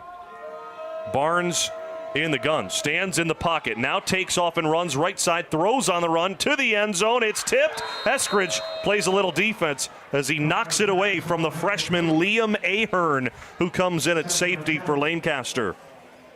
We've seen freshmen making plays these last couple weeks. It's been really good. Nice job staying home, staying deep like that. That's Danny Ahern's younger brother, Liam, who was a JV call-up for the postseason. 5'11", 145. Probably one of the better athletes, even on the varsity team. Pure athletic ability. That's what the coaches are saying at Lancaster. Liam Ahern gets his chance down 30-0 to prove that he can play up on the varsity squad next year as a sophomore. Still 2:10 to go in the first half. 2nd and 10 for Bennett. They'll keep it on the ground. Barnes, handoff. Valentine skirts left side to the 20. Valentine, he gets past Ahern, and then he's thrown down inside the 5-yard line. Jimmy Valentine, a huge play on the ground for the Bennett Tigers. 1st and goal. Looked like Caden McCoy had a shot in the hole, but Valentine's footwork and quickness just boom, makes a miss, and then he uses that speed to finish. He's a difference maker. Just an absolute difference maker right now. 1st and goal at the 4. Handoff to the tailback. To the goal line, he's in. Touchdown, Bennett. Jimmy Valentine gets his 2nd touchdown tonight. 36-0, Bennett the lead over Lancaster with 1:45 to go in the first half, and a legend is down injured. Physical run. Physical drive, physical first half. It's what we talked about with Bennett. That's just what they bring. Their toughness is always at the front of their team. Now you're mixing in the playmaking ability of the skill positions, the pass rushers on defense, the playmaker at safety with Barnes. I would say they're clicking tonight as far as they would be hard. They would be hard to beat tonight by anybody. Not Lancaster ran into a buzzsaw tonight. Despite the issues to start the game, that'll get lost in the final score, it seems, or at least in the first half score, Jim, is the fact that Bennett started the game, and Valentine specifically, with back-to-back drives ending in fumbles. His recovery throughout the course of this first half is nothing shy of fantastic. So I think it was more of a, it was a rare occasion for Bennett where, what are we doing right now? This isn't us. We're not turning the ball over. And Lancaster didn't take advantage of that rare opportunity. Now you see what happens. They recovered from it, took their breath, they withstood it. No harm done. Domination. 1:45 to go in this second quarter. Lancaster Legends still down, getting tended to by the athletic training staff, awaiting the extra point attempt from the Bennett offense. Valentine, his second rushing score of the night. Hampton has 3 already. Jim, when I talked to Jimmy Valentine earlier this week, he told me that these Bennett Tigers, yes, they want to get back to the stadium where they missed last year, but they are more so thinking beyond Highmark Stadium. They want to get to the JMA Wireless Dome in Syracuse. Jimmy Valentine says the mindset as a program for Bennett is state championship or bust. I mean, any type of champion, any type of great player has that mentality. Like, I'm not stopping until I'm in that championship. I want the biggest stage. I will play my best on the biggest stage. I think that's what Bennett's looking for. Well, they did it in 2022. The Bennett Tigers were loaded with some Division I products that year. As a scout, Jim, would you say there's a handful of D1 players on this Bennett team? Oh, it seems like it right now. I don't know about D1. I can't really get into those details, Sure. but there's certainly plenty of, if you're any college and come to see Bennett, you're going to find somebody, whatever level you're at, whether it's 1, 2, or 3, I think you can find a player. Even just the way Carl Barnes has played tonight as a senior in his first start this year at quarterback, he has been terrific. But to show his ability to make plays, anytime you see a safety actually making plays on the ball, finishing with the ball in his hands, difference maker.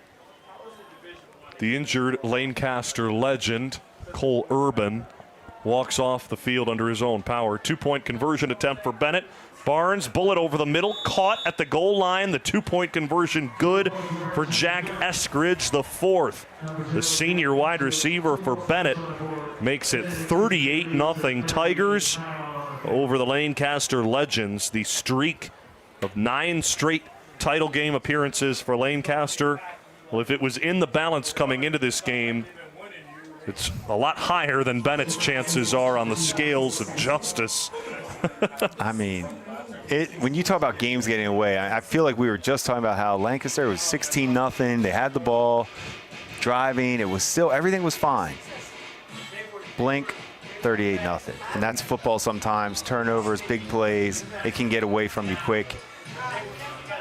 1:45 to go in the first half. 38-0. Bennett the lead over Lancaster in the AA sectional semifinal. Your score brought to you by Mr. Goodbar, your home for away games on Elmwood Avenue. We invite you to stick around for the SEI halftime show. We will have a look around Western New York, scoring updates from Orchard Park, Iroquois, Southwestern Frewsburg, and Barker Royhart, all around Western New York playing in semifinal games tonight. The Denny's kickoff fielded at the 30-yard line for Lancaster, across the 35, down to the 37-yard line. The Legend offense will come onto the field. Well, Matt King needed to have a Herculean effort tonight, in your mind, Jim, for Lancaster to win this football game. All but for King tonight, unfortunately for the Legends. He did, and then becomes you try to force plays, try to make plays as you can. They had a couple design passes I like where he's pump faking, and they had big plays coming off that pump fake that they weren't able to deliver or get off because of the pass rush. 1:39 to play in this second quarter. From their own 38, Lancaster takes the field. King remains in the gun as the quarterback for the Legends. Ahern moved from left hip to right. 3 receivers to the right King drops back to pass. Pressure coming. Throws the screen. Ahern near side. Linemen get in front of him. Ahern takes off across the 50. Ahern down out of bounds inside the Bennett 35-yard line. And a flag after the play as Ahern may have taken a shot. He was chased out of bounds by Nairi Feaster, the linebacker. Carl Barnes there as well. Little screen's always good play under two. That's almost right out of a book. Screen draw to start a end of a half, 2-minute type drill. Caught him for a big play.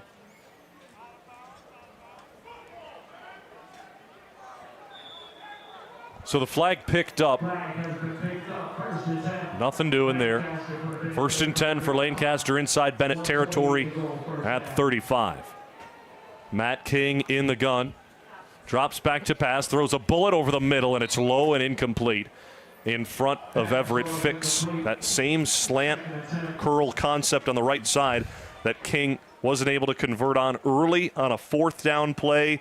Their second drive of the game. It could have perhaps given Lancaster the first score of the game.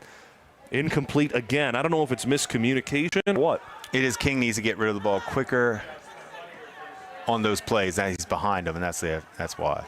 1:24 to go in the half. King drops back on 2nd and 10. Airs it out right side over the head this time of Everett Fix, who was running the flag to the outside. Now 3rd and 10 for Lancaster, trailing 38-0, a minute 19 to go in the first half. I think for me with King tonight, I feel like he's about 2 or 3 overthrows, I would say, where guys are open down the field, and it's just his lack of touch, really. He doesn't have a lot of air on his ball. He's got that big arm. Sometimes it gets away from him. He can really throw it, just need a little more touch. 3rd down and 10 for Lancaster. King rolls to his right. Stands and delivers a strike. Well downfield. It is intercepted. Oh, the Bennett Tigers pick it off at the 4-yard line. Barnes looked incomplete, but Barnes picks it off in and out of the hands of the Lancaster receiver. No, that's what we call ball hawk. This is when you want to go get the ball. And I love this by Barnes right now. This is a big boy play. When you see somebody go after it like this, there was a chance for that to be a catch, and Barnes took that thing away. High pointed it. King showed the arm strength again. 2nd interception of the half for Carl Barnes, the safety who leads the Tigers in picks this year, now with 5.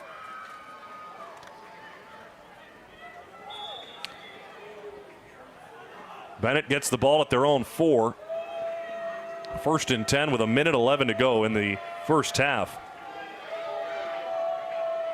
Barnes under center. Handoff up the middle. Middle linebacker for Lancaster gets in to make the stop on Hampton. Down to the 15-yard line. Hampton gets a 1st down for the Bennett Tigers, and Lancaster on their backs, reeling in pain. They are getting run over tonight up front. After about the 4th drive of the game, Bennett, I don't know if they started leaning forward or what, Jim. They've been pounding ahead. Sometimes a score can affect you too as a defender and offensive player. When you are getting beat bad, sometimes it hurts worse. Taking on those blocks becomes a little harder. Coming downhill, making those tackles becomes a little harder. For Bennett right now, we're going to talk about it, but locomotive style. They just don't stop, just moving forward with their size, speed, explosion. The Tigers take a knee with 30 seconds to go in the half. That'll bring us to halftime. The Bennett Tigers, fresh off the bye, with a 38-0 lead over Lancaster at the first playoff game this year. Bennett looks real good. We'll talk about it during the SEI halftime show in just a moment. 38-0, the Bennett lead after 2 quarters of play.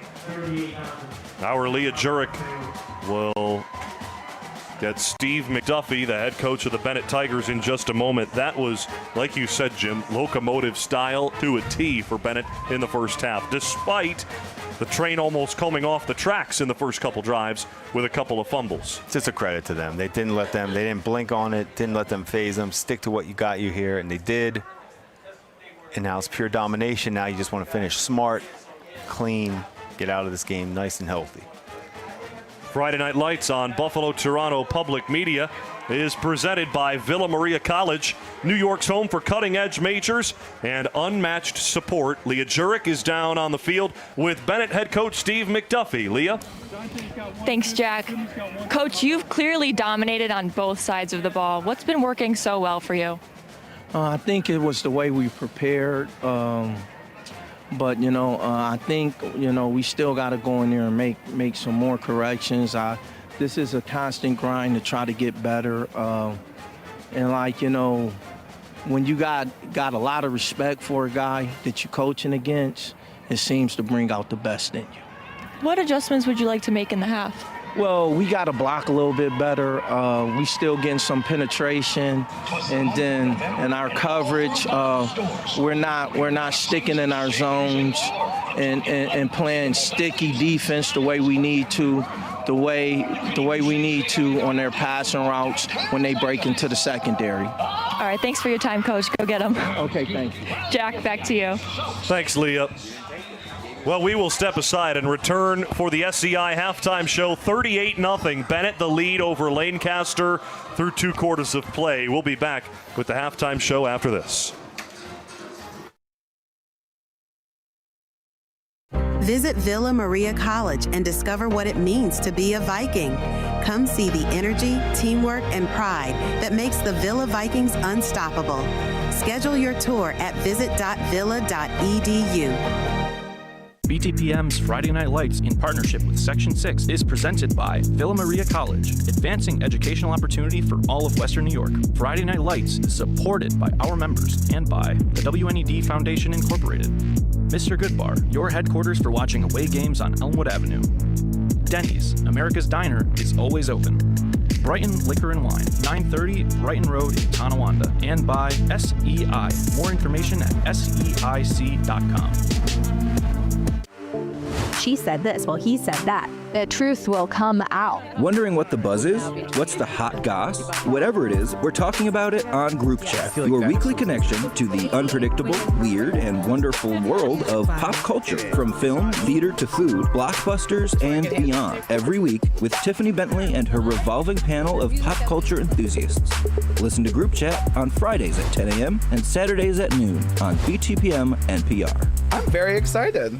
BTPM NPR's Disabilities Beat promotes awareness and inclusivity, amplifies underrepresented voices, and holds corporations and governments accountable. What assurance can you offer consumers that these problems won't repeat in New York, and what accountability measures do you have in place? Hear reports from the Disabilities Beat, hosted by Emily Watkins, every Wednesday on BTPM NPR during Morning Edition and All Things Considered.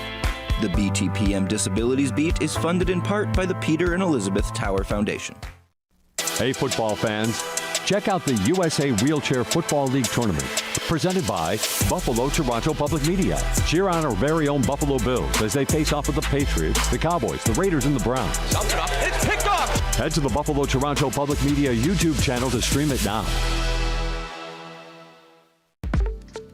Catch up on the latest from Buffalo Toronto Public Media on our YouTube channel. While you're there, don't forget to subscribe so you never miss an update.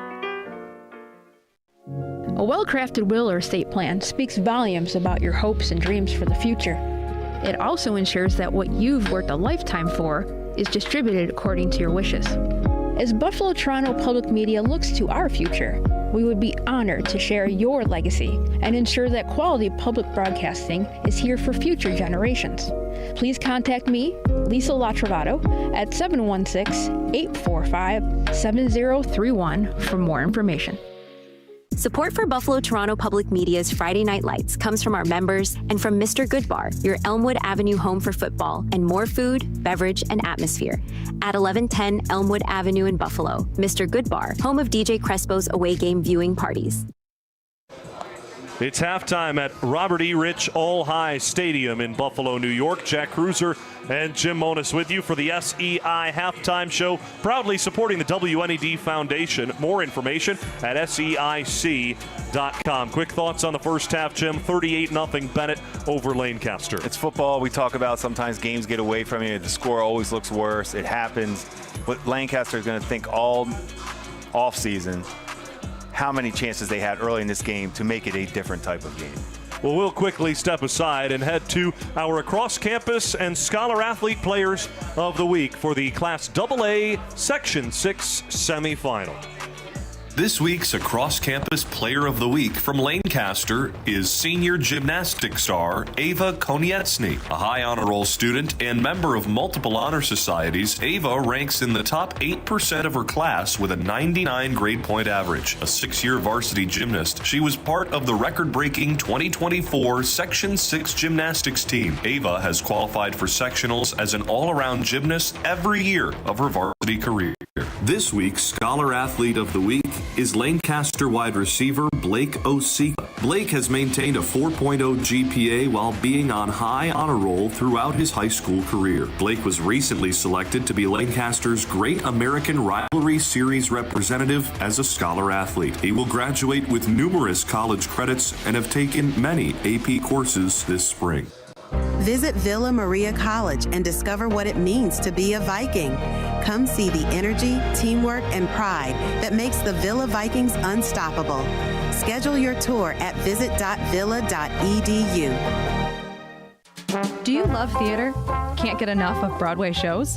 Join Buffalo Toronto Public Media this January in New York City for Just in Time, Operation Mincemeat, Buena Vista Social Club, The Play That Goes Wrong, and The Queen of Versailles. Show tickets, hotel, travel, and select meals are included. Space is limited, so don't delay. January 19th through the 23rd. Visit btpm.org/travel. At PBS, we know that helping students learn is a teacher's top priority. That's why we offer our free, easy-to-use digital platform, PBS Learning Media. With thousands of standards-aligned resources in every subject, plus videos and interactive activities from the trusted programs you know and love. Wildcrats, Nova, Ken Burns, and much more. Find the content you need to enhance lessons and help spark your students' sense of curiosity at PBS Learning Media. Visit pbslearningmedia.org to learn more.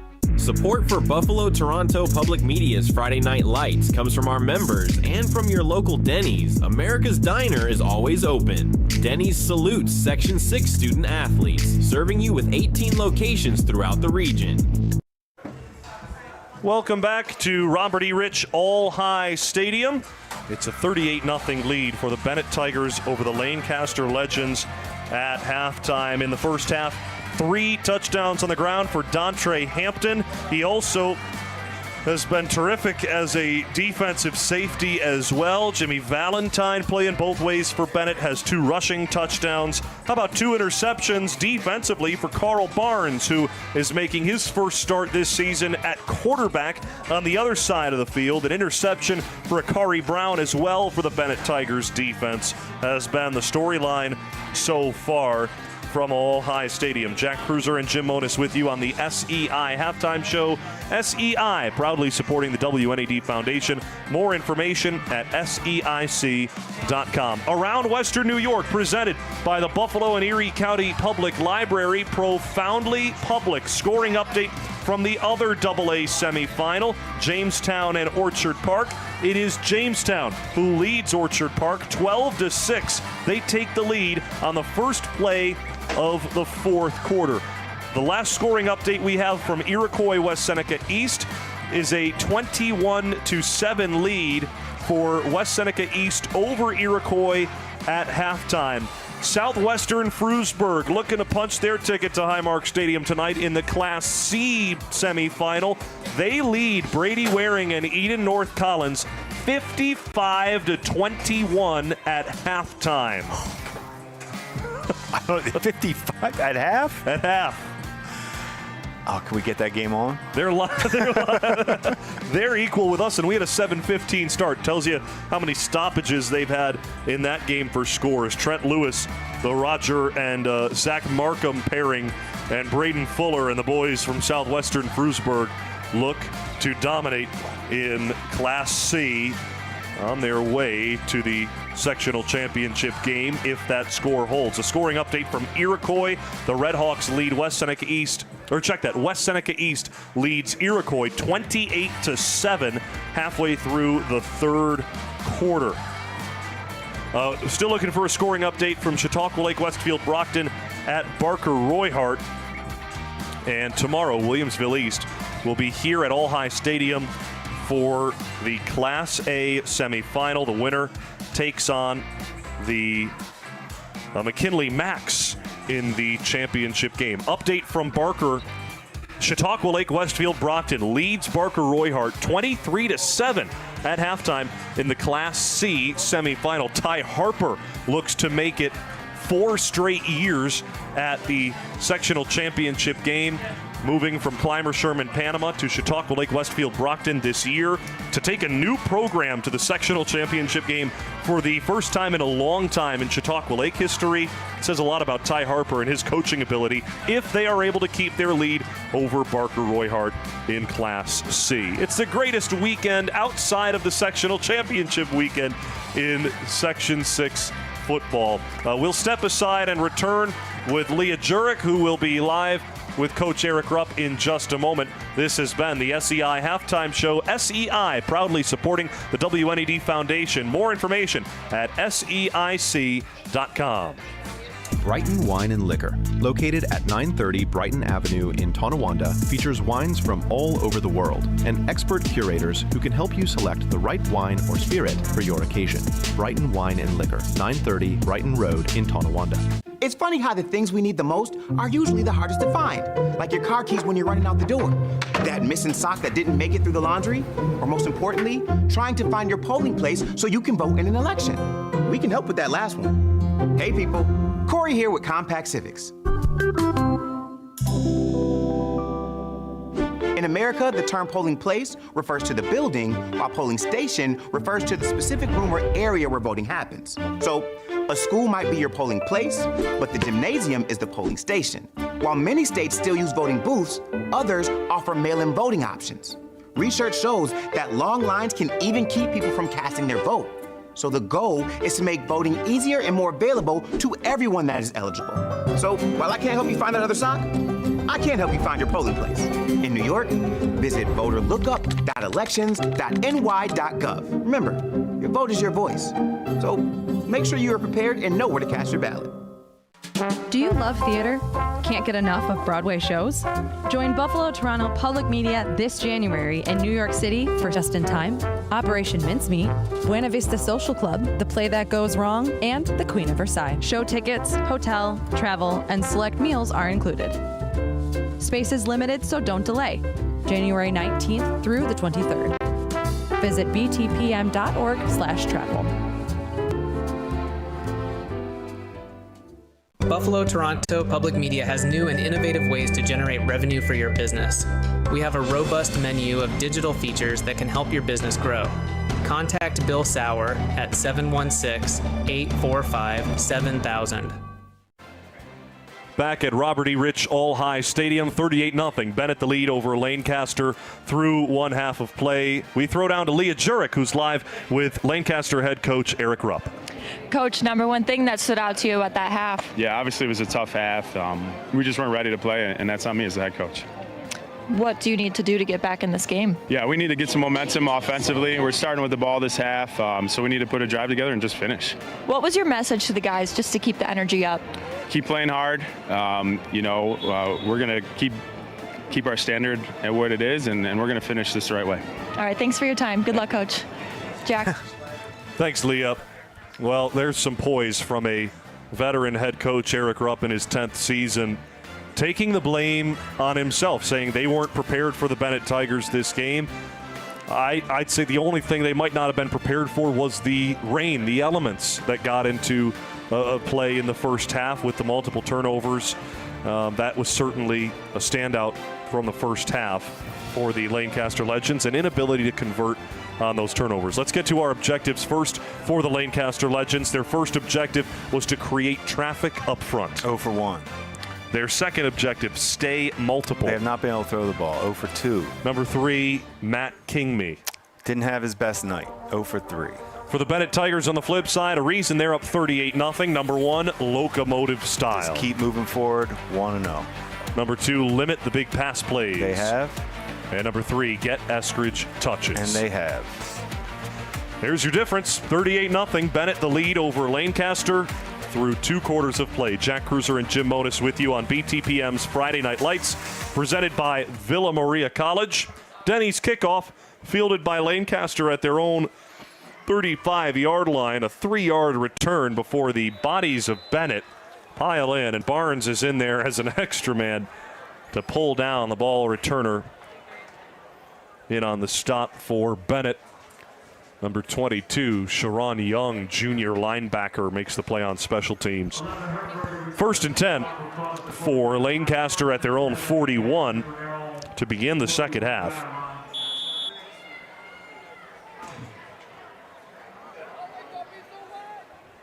Matt King, 2 interceptions in the first half, a fumble as well.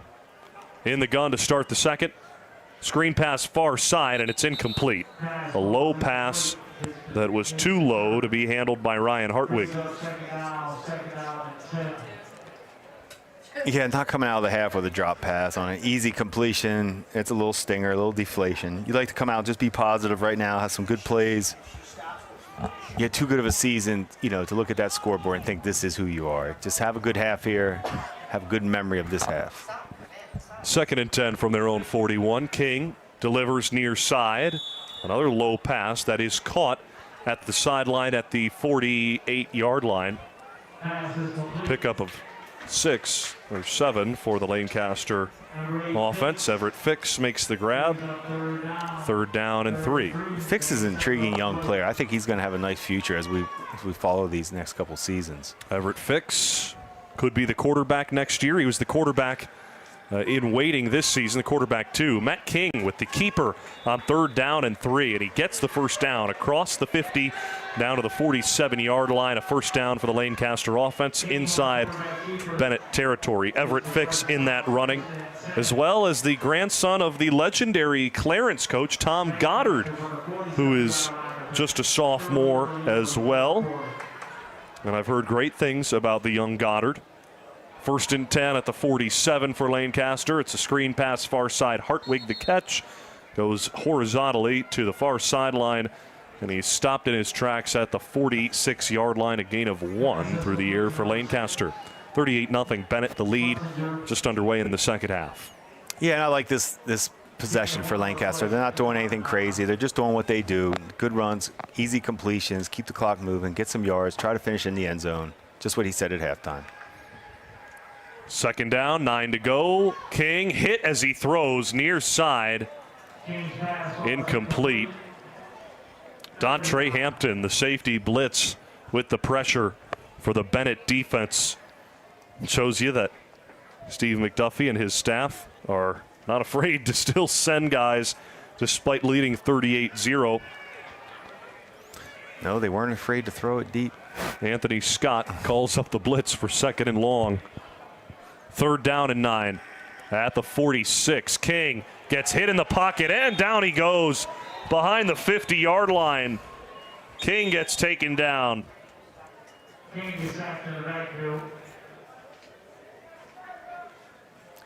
Those pump fakes, King tried that in the first half. Big Ben Roethlisberger, like whenever you can give that little pump, you can maybe move the defense, gets guys deep. He's trying it. He's trying to move guys, but just doesn't have the time to reload and get rid of the ball. Amos Lutet, the sack on King, was dealing with an injured shoulder on his non-throwing arm. 10-yard penalty on the play against the Bennett Tigers. Will give Lancaster a first down on this first drive to start the second half, trailing 38-0, 10 minutes to go in the third. 1st and 10 for Lancaster at the 36-yard line. King in the gun. Neon green shoes beneath his white and red uniform. Pitch to the right side. Ahern dances outside, cuts back in at the hashes across the 30. He is grabbed and hauled to the turf by the Bennett cornerback, Tyjon Johnson. It's a gain of 9 on the ground for Ahern. Second down, 1 to go for Lancaster at the 33. Nice to get Ahern out in space on the toss like that. Gives a little different kind of run.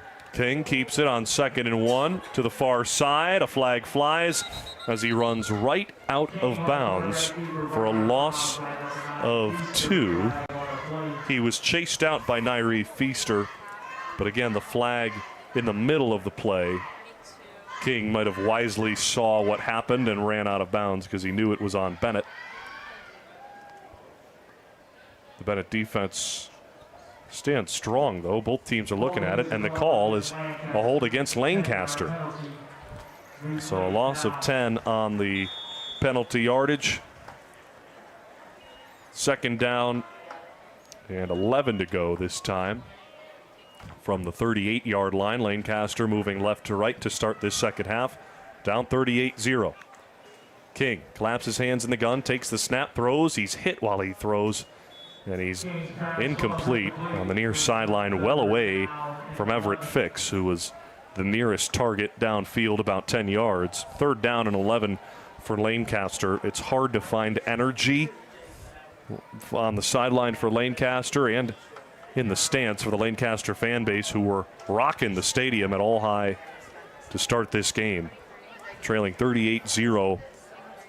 The Legends haven't had much to cheer about since they recovered 2 fumbles on the first 2 drives of the game from Bennett's offense, but they weren't able to capitalize on either. Third down and 11 for Lancaster. King airs it out in the middle of the field. It is caught, nearly bobbled, and it is a catch for Colton Schaefer of the Lancaster Legends. Akari Brown rose up. He tried to pick it, maybe jumped a second early. First down for Lancaster, 1st and goal at the 10-yard line. I thought Brown was going to make a heck of a play in space at safety. Looked like he had a good track on it. He wanted his 2nd pick of the night. Safeties are fiending right now. Colton Schaefer the grab to set up 1st and goal. Screen pass far side from King to Ahern at the sideline. He jukes his way for a couple yards and is down in bounds. Clock continues to tick, under 8.5 minutes to go in this third quarter. Lancaster looking to get into the end zone for the first time tonight. Down 38-0. 2nd and goal at the 8-yard line, far hash. 2 receivers to the right. King in the gun. Ahern the running back. Aiden Banks in motion. King takes a snap, and he gets hurried and hit behind the line. A sack for Nairi Feaster. His team's 5th sack of the day. Feaster gets his 4th of the season. Feaster shows a good ability. He reads his keys, and as soon as he was confident in what he read, he triggers and just shoots the gap. He walks up.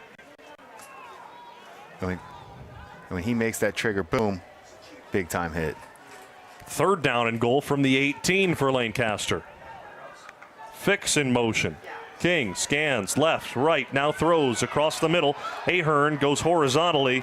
He's surrounded by Bennett Tigers and is run down at the 8-yard line by Jimmy Valentine and Tyjon Johnson. 4th down and goal for Lancaster. The Bennett Tigers look hungry as ever off the bye week. Despite leading 38-0, they take a whole lot of pride in what the other team has scored against them, especially in a playoff game, especially against the defending champs. 4th and goal. King, pump fake, roll to the right. At the sideline, takes off at the 10. He strides over the goal line. Touchdown for Matt King. The Lancaster Legends on the board for the first time tonight in the AA semifinal. Matt King, the 6'3 senior, first-year starter, rushes for his 6th rushing touchdown of the year. 38-6 the score. Bennett the lead with 6:30 to go in the third quarter. Yeah, King showed a nice job of being patient there, not forcing anything, was flushed out to his right, used his speed, gained yards, realized he could beat everybody to the end zone, does. Makes you wonder maybe when he got those turnovers early if King running would have been a little bit better. Extra point attempt. It's a fake and a throw for Sagliani into the end zone. It's picked off by Bennett in the end zone. Credit the interception on the 2-point play to the sophomore Jason Hargrove, and the score remains 38-6, the lead for the Bennett Tigers over the Lancaster Legends. 6:30 to go in the third quarter of play. Matt King, his 6th rushing touchdown of the season, gets Lancaster on the board. But that's what Coach Eric talked about at halftime. Hey, let's come out, let's have a good drive. Something positive. They did it. They showed King. What I love about a senior quarterback like King, he's not giving up. He's scoring. He's running. He's making big throws down the field. He's going to give you everything he's got. It wasn't ideal in the first half. He tried to make plays. Didn't happen. Well, Lancaster started this season here at All High Stadium. On September 5th, they played the McKinley Macs, who are already in the Class A final. They punched their ticket last night. The Lancaster Legends overcame a 3-score deficit in the fourth quarter to defeat McKinley 29-28 in overtime in week 1. For a Lancaster team that graduated 19 of their 22 starters from a year ago, it was thought to be a sign of success they could have had this season at 7-2 entering the semifinal tonight. That success may have run dry with Bennett leading 38-6 halfway through the third quarter. The Denny's kickoff returned to the 34-yard line for the Bennett Tigers. Returned by Alicia Whitfield, the freshman for Bennett. That kick was a good kick. It was in between a squib and an onside, and it really did give them a chance if they could get down there. Bennett does a nice job of getting it, and now they can do their locomotive offense. I'm more of a fan of the conjunction junction. Handoff right side. Bennett up the far sideline. Valentine wrapped up at the ankles by Liam Ahern, one of the many freshmen who are expected to take a leap over the course of the next 9 months before the 2026 season rolls around. Ahern, the younger brother of Danny, makes the stop, but it is a first down for Valentine and the Bennett offense to their own 45. Yeah, Ahern can go ahead and watch this tape and watch those Bennett safeties as well, because they both, Brown and Banks, making plays. 1st and 10 for Bennett, near side breakaway. Jason Hargrove near sideline, out of bounds across the Lancaster 40-yard line, down at the 36. The sophomore Hargrove, he doesn't get the attention because he doesn't get the ball as much, but the fullback at 6 foot 215, the 3-year varsity sophomore, is turning heads across Western New York, specifically from the scouts. Anytime you have two backs having the success that they have, a fullback is usually, you can find somebody, a good fullback that's springing those guys, just like the Bills have with Cook. Gilliam for the Bills helps Cook out a lot too. Barnes under center for 1st and 10 at the Lancaster 36. Keeps it. He wants to take a shot down the middle of the field into double coverage. It is caught at the 3 by Eskridge. Oh, through 2 defenders. Jack Estridge climbs the ladder and makes the play. And now the officials have a conversation. Eskridge didn't end with the football. It was caught by 2 players at the same time. Bennett's moving to the football quickly. Well, more of the officiating crew wants to talk about it. The play stands. And Barnes does a great job of putting it out there, and it did look like it was pick. Great job by Eskridge to take that ball. He wrestled away from Ahern and Cole Notaro. Both guys had chances to break that play up. Eskridge, for a smaller wideout, looked like a big boy going up and making that play if it stands. Timeout on the field. The officials want to talk about it. Now, I thought the rule was tie goes to the offense. Yeah, that replay that we saw, the short one, if he didn't bobble it, that looked like a catch to me. The ball ended in the hands of the Lancaster safety, though. Of Notaro? Yeah. The cornerback. But to your point, if the ball, if it's tied on the ground, that's offense. Who knows what a catch is these days, Jim? At this point. I know I want Eskridge on my team, though, because that's 2 catches down the field. He goes and gets the ball. He went and used his speed on the other one. This one, we know he's not tall. He went up and fought and did what he could to get that ball in his possession. The play stands. A catch for Jack Eskridge. Sets up 1st and goal at the 2-yard line. Bennett up 38-6. Barnes under center. Handoff. Up the middle. Pyle pushes forward. At the 1-yard line. The running back, Valentine, looked short. No, he's in. Touchdown, Bennett. Jimmy Valentine crosses the goal line by the nose of the football to extend Bennett's lead, 44-6 before the extra point. Well, 38-6, and you're taking deep shots down the field. You certainly have some plays you want to see, or some players make some plays. Whatever it is they were doing there, Eskridge kind of bailed them out on 3rd and long, and obviously they're going to finish in the end zone with the way they're running the ball tonight. But I don't see any need to at this point. I think Bennett has everything under control by running the ball. The Tigers attempt to go for 2, attacking the end zone to our left, right behind their own high school. Spread offense for the 2-point try. Barnes throw right side. And the catch is made, but short of the end zone, and the tackle made at the 2-yard line as I believe it was Feaster on the grab, who couldn't make it in. Make it Akari Brown, who is stopped shy of the end zone on the 2-point try. 44-6, Bennett the lead over Lancaster with 5:06 to go in the 3rd quarter. Things are starting to look a lot like 2022 for the Bennett Tigers, especially their one loss on the season being week 2 at Massillon of Ohio. That's a perennial powerhouse in Ohio that is seemingly in the state final year after year after year. And even in that game, Eskridge and Valentine both made some impressive plays. They didn't score. They lost 35-0, but it showed Bennett better competition than they would see all season in Section 6. I think moving forward for Bennett after watching this game, it's clearly going to be about Barnes, or if they go back with Powell at quarterback, whoever's... Why would you go back at this point? Correct. But that's going to be the key. Whoever is playing quarterback is going to have to find ways to make those completions like they did tonight, make those throws. I don't know how you stop this team if they're going to complete passes. Denny's kickoff return to the 46-yard line. Denny's, America's Diner, is always open. Lancaster will start their 2nd drive of the 3rd quarter at their own 46. 5:02 to go in the 3rd. We will have the Class AA Sectional Championship next week from Highmark Stadium. Likely the Bennett Tigers, and could it be a rematch of last year's semifinal, which Jamestown won here at All High Stadium? 1st and 10 for Lancaster. A flag flies at the snap. And an offside call on Bennett will aid Lancaster.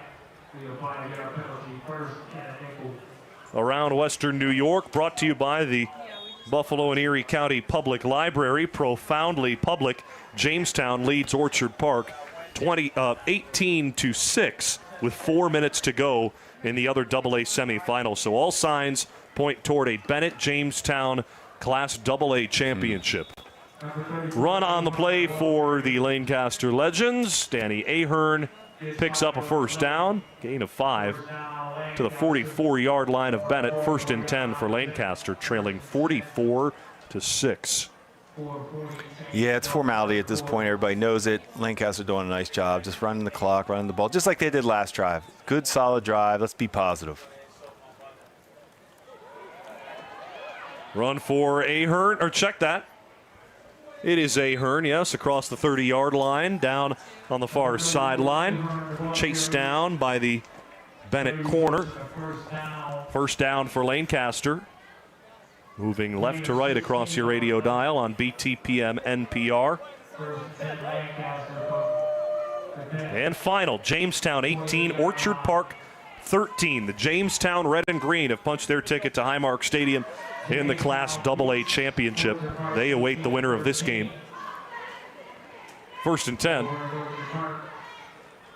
No gain for Ahern. Loss of 2. Jamestown, we saw in week 3, stun Lancaster with a come-from-behind win in the final 2 minutes of the game, scoring 3 times in the final 2 minutes to defeat Lancaster down on Strider Field. Final score of that one was 33-26 for Jamestown, with a first-year starting quarterback and a sophomore to make it to the sectional title game. Impressive to say the least. Throw over the middle for King is intercepted at the 10-yard line. Jimmy Valentine, the pick, and he wants to return it. Across the field to the far side he goes. Valentine with King on him, skirts across the 50. A flag flies at the end of the run. Oh, check that. It wasn't Valentine the pick.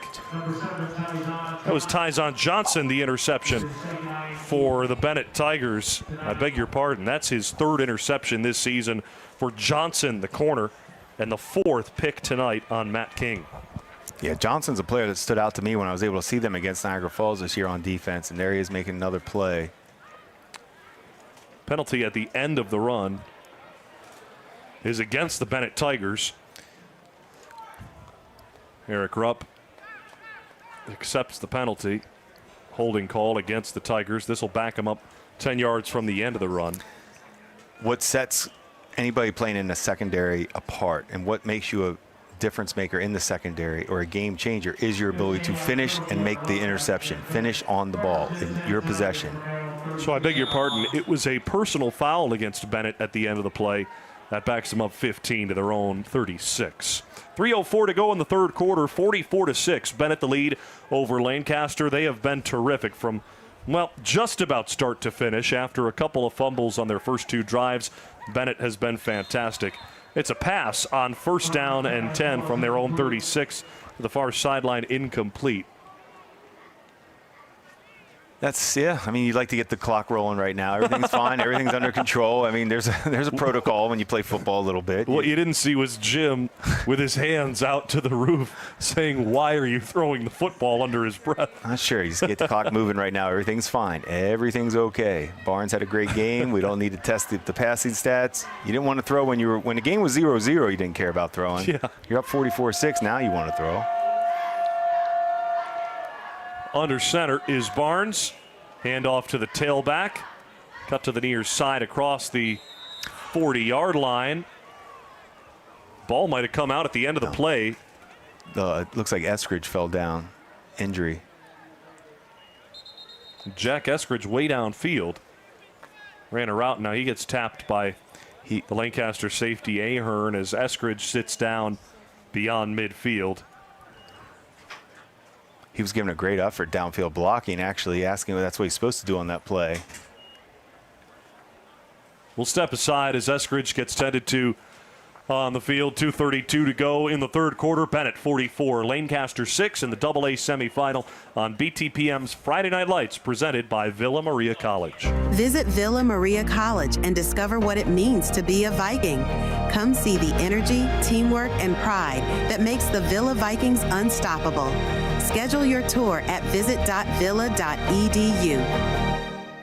BTPM NPR's Disabilities Beat promotes awareness and inclusivity, amplifies underrepresented voices, and holds corporations and governments accountable. What assurance can you offer consumers that these problems won't repeat in New York, and what accountability measures do you have in place? Hear reports from the Disabilities Beat, hosted by Emily Watkins, every Wednesday on BTPM NPR during Morning Edition and All Things Considered. The BTPM Disabilities Beat is funded in part by the Peter and Elizabeth Tower Foundation. Buffalo Toronto Public Media has new and innovative ways to generate revenue for your business. We have a robust menu of digital features that can help your business grow. Contact Bill Saurer at 716-8. Back from All High Stadium, first play after the injury to Eskridge, all the way to the house. 56-yard touchdown run for the Bennett Tigers. Dontre Hampton's 4th touchdown rush of the night. What can you do? It happens sometimes in games. It gets away from it. We keep talking about, but Hampton showed again. We keep talking about guys I wasn't sure about. He had a good season. He's showing for next year he's going to be more than capable of carrying the ball as many times as Valentine has this year. This combination's lethal. His speed, Valentine's make you miss. It's real nice right now. 2:13 to go in the third quarter. 50 burger for the Bennett Tigers in the AA semifinal. 50-6, they lead, awaiting the extra point.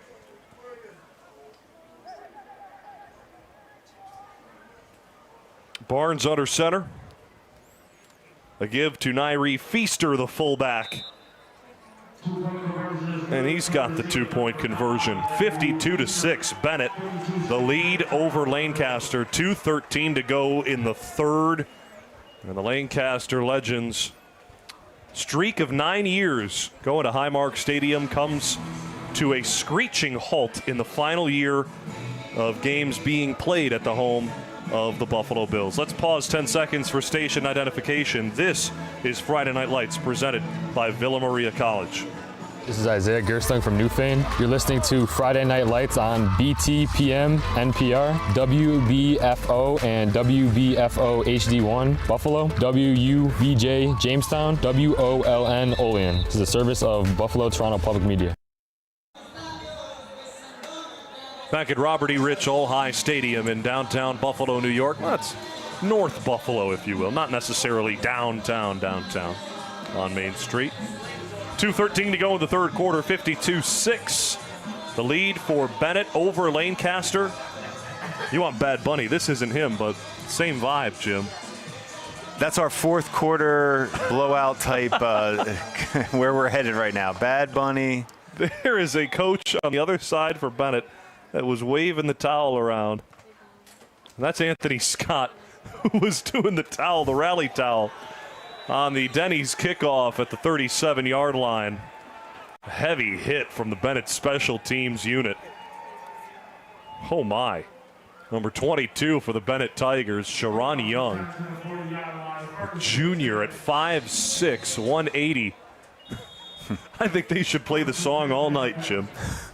Just keep playing it between plays. That's where we're at. Or like NBA, play it during the game. Just let the music roll. 2 minutes to go in the third quarter. Handoff, Ahern left side. Gets a couple. A practice vibe, you're saying, Jack. Have the music playing. Well, just like practice. I like it in the NBA when they got music going. The whole game? Yeah. It keeps it going. It's a good vibe. Ahern and King share this backfield for the first time in 3 years. Matt King was injured last season with an arm injury. Didn't play at all his junior year. 2nd down and 8. He throws it out of bounds on the far side. A 20-yard throw that ends up in the Bennett bench area. 3rd down and 8 for Lancaster. For Matt King, over 1,100 passing yards this season. 17 passing touchdowns this year. With his 4 interceptions tonight, it's up to 7 picks his senior year. Star baseball prospect Matt King, the catcher. At quarterback, slings one over the middle on 3rd and 8. Caught by Fix across the 50. He gets lit up. Johnson and Hargrove came in for the tackles. Johnson, the one who laid the boom across midfield. It seemed like a clean form tackle. But that's what he does. I keep talking about John Johnson. He's the one that jumped out at me when I saw him play against the Falls, hitting people. And he's laying people out tonight, too. That's just how he plays. That's his style. Flag came out at the end, and it's a personal foul against Bennett. Seemed like a clean foul, but helmets could have been involved. It is helmet-to-helmet hit. So reason to throw that flag. If you're just joining us, we have one semifinal game complete in Class AA. That's Jamestown, who beats Orchard Park 18-13 in the AA semifinal. In Class B, Lackawanna leads Williamsville South 20-12 in the fourth quarter. 9 minutes to go there at the home of the Billies. 1:02 to go in the third quarter. Timeout called by the Bennett Tigers. Curious to see how Lackawanna leads Will South in the fourth quarter. 52-6, minute to go in the third. Timeout. Timeout. Certain things I always like about this year, this season, things I've never seen before in football. I would say a couple times this year. This would be one I've never seen.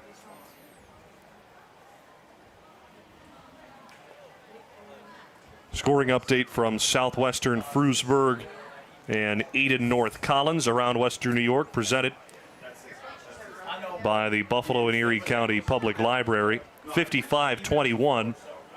Southwestern Frewsburg the lead over Eden North Collins. Brady Waring's record-setting career at Eden seems to be coming to an end tonight in the Southern Tier. West Seneca East leads Iroquois 28-9. In the fourth quarter, West Seneca East just minutes away from punching their ticket to Highmark Stadium next week.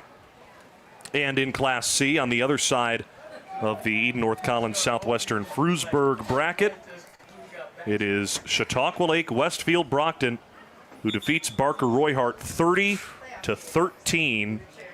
Ty Harper makes it back to Highmark Stadium in his first year with Chautauqua Lake Westfield Brockton. Impressive, to say the least, to beat Barker Royhart, who was the undisputed 1 seed in their division. 1st and 10 at the 31 for Lancaster. Run for Ahern. Shakes away from one tackle, then gets hit by Hampton down low and dragged down across the 30 to the 25-yard line. Final minute ticks away at the end of the third. What I would give for a time machine right now.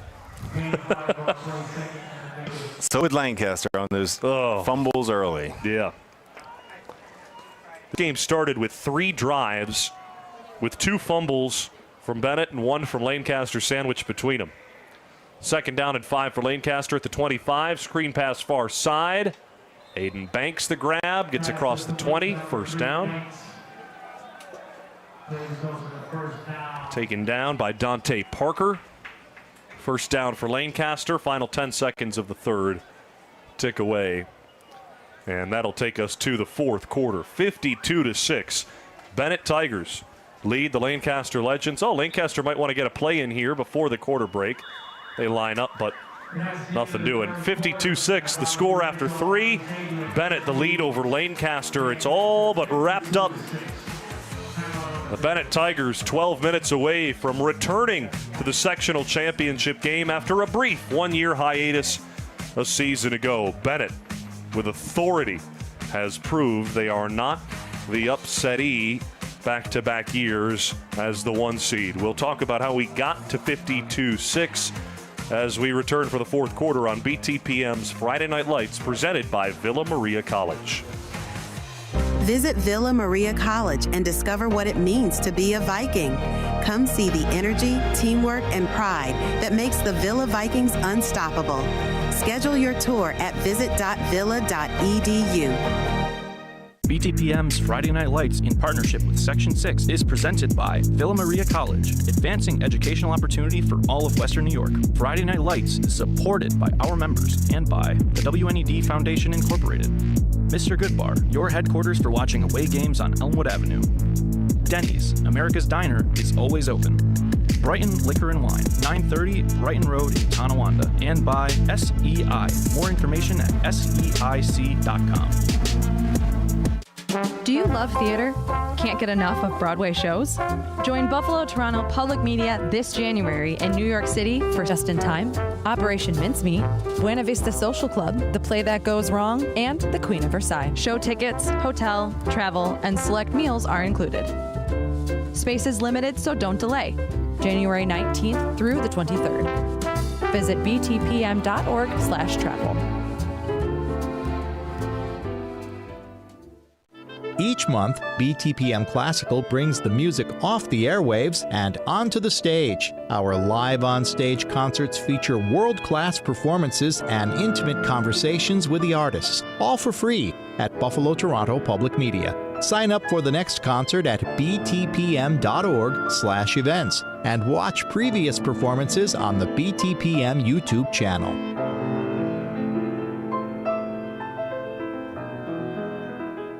Friday Night Lights reaches parents, grandparents, and students. Your message can be seen and heard on radio, TV, apps, and social media. Discover what Friday Night Lights can do for your business. Call Bill Saurer at 716-845-7000.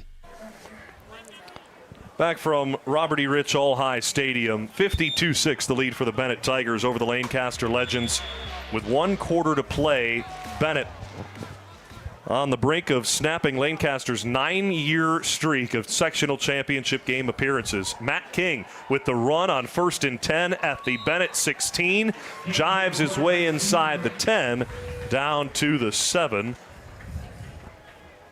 Nice gain on the ground for Matt King. The senior quarterback has 1 rushing touchdown already tonight. Accuracy was a little off tonight. Couldn't get in sync with the wideouts. Tried to force some things.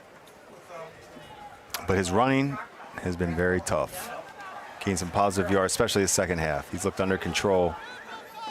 2nd down and 1 from the 7. King, handoff. Ahern, Feaster's all over him, and he spun him like a top at the 7.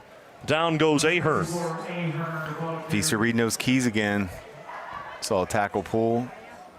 Shoots the gap, makes the play. Textbook linebacker, sign good coaching too. Feaster obviously is an instinctive, tough football player. We keep saying his name. This feels like the last chance for the Lancaster offense as we know it this year to get into the end zone before we start to see some reserves come in. Bennett was missing a defender. They had just 10 players on the field, so the Tigers call another timeout with 10:47 to go in the 4th quarter. That's a side effect of having so many reserves in the game at this point, Jim. The miscommunication on who's coming in for who on what team and what down are we on. It's tough, right? Yeah, you're right. Injuries always cause a little chaos on the sidelines. Usually have one coach assigned as much as you can to the position coaches. Somebody assigned to, do we have 12 on the field? I mean 11, sorry. 11 on the field, not 12. They didn't even have 11. They didn't have 11.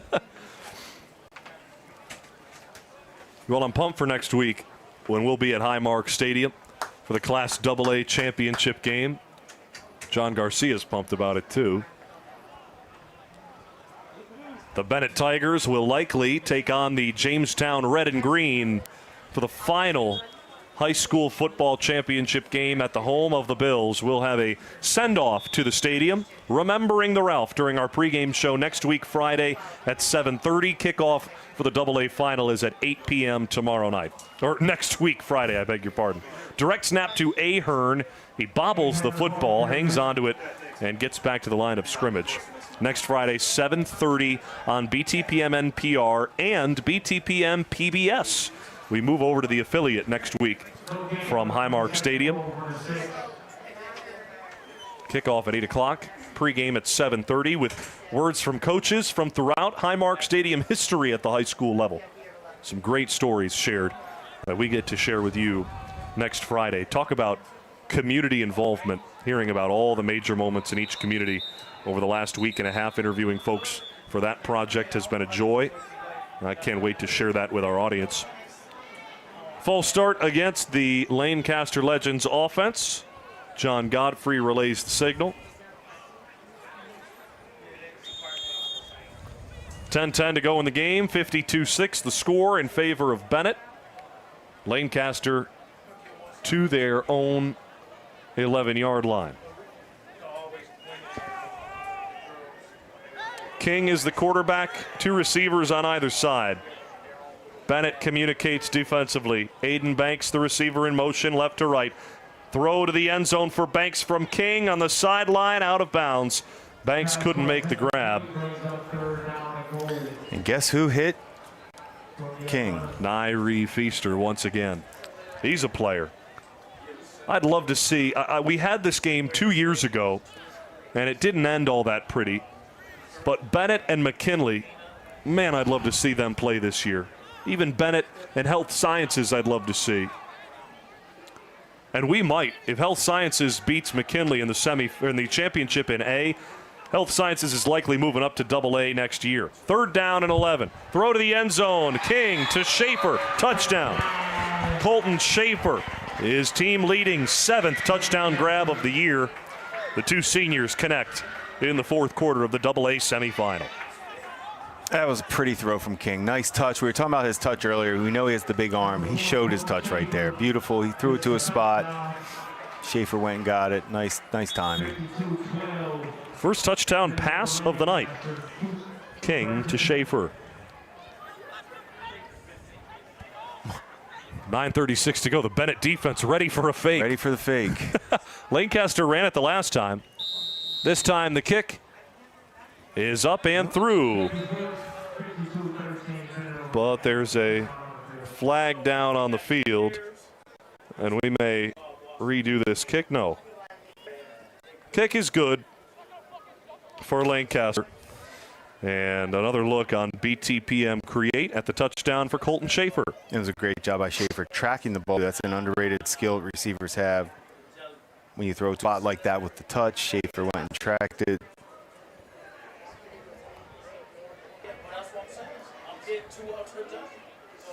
And they were ready for the fake. Bennett was ready just in case to cut to 52-14. Instead, 52-13. Not sure how that would change the strategy is what I'd like to know. Extra point good for Christian Schlesinger, the kicker for Lancaster. 9:36 to go in the fourth quarter. The Bennett Tigers 52, the Lancaster Legends 12, in the Class AA, or 13, I beg your pardon. 52-13 the score. In the Class AA semifinal in Section 6. Glad you could join us, and thanks for still being with us on BTPM NPR, BTPM Create, and the BTPM YouTube channel. Looks like we got Eskridge back, kickoff returner. That's good to see the health. Yes. Not sure you need him returning kicks up 52-12, but as long as he's healthy, that's all that matters.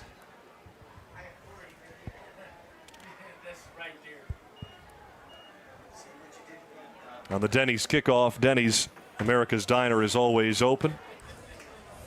Penalty yardage assessed against Lancaster on the kickoff. That was the extra point flag afterward. Heavy kick from Schlesinger, fielded by Eskridge at his own 15. Look out, Eskridge. Water bugs to the near side. He gets wrapped up high and taken down at the 19. Well, that was a heck of a tackle on Jack Eskridge, the fourth. Just 3 quarters too late for the Lancaster special teams unit. Number 51 for Lancaster, being sophomore Caden McCoy, the linebacker up from JV. That's a way to make a name for yourself early on. You start to look at the depth chart for 2026. McCoy's name jumps out. Well, he did have that nice tackle on Eskridge. No, coaches will be saying. And you said that too. We always want to see the younger players in games like this. Who's going to step up? McCoy's played. We've mentioned him before when we did their games. I'm still curious where Jacob Powell is, the sophomore quarterback for Bennett. He practiced this week. And speak of the devil, and he shall appear. Powell under center to start this drive for Bennett. 1st and 10 at their own 20. Handoff left side. And the bodies pile in at the 24-yard line. Hard to see the ball carrier through what looks like 20 bodies all piled in on each other. So it's Alicia Whitfield, the freshman running back, gets a chance with this backup unit for the Bennett Tigers. Under 9 minutes to go in the game.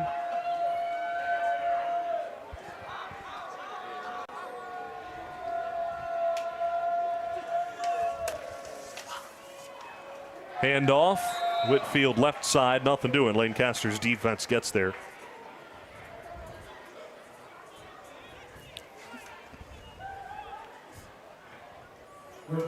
Standard up 39 play calling right now. I would agree. Run clock with backups, take play clock, run the ball, no throwing. Very simple. We've seen some terrific players. Kyvon Pitts, one of them to start the season. He was fantastic. Pitts Pitts and Eskridge, to me, might be two of the most explosive players we've seen this year in space. Both of them. Eskridge, Jimmy Valentine didn't have the breakaway game tonight, but Dontre Hampton certainly did. 3rd down, 6 to go for Bennett. Run to the near side. Gets about 3 yards, and Bennett, how about this, Jim? We might see the Bennett punt team for the first time tonight. I don't see why, though. Why would you even punt? Run the ball, let them have the ball. It's fine. You don't need to punt the ball. Let's see what they gain on this, yardage-wise. Up 39.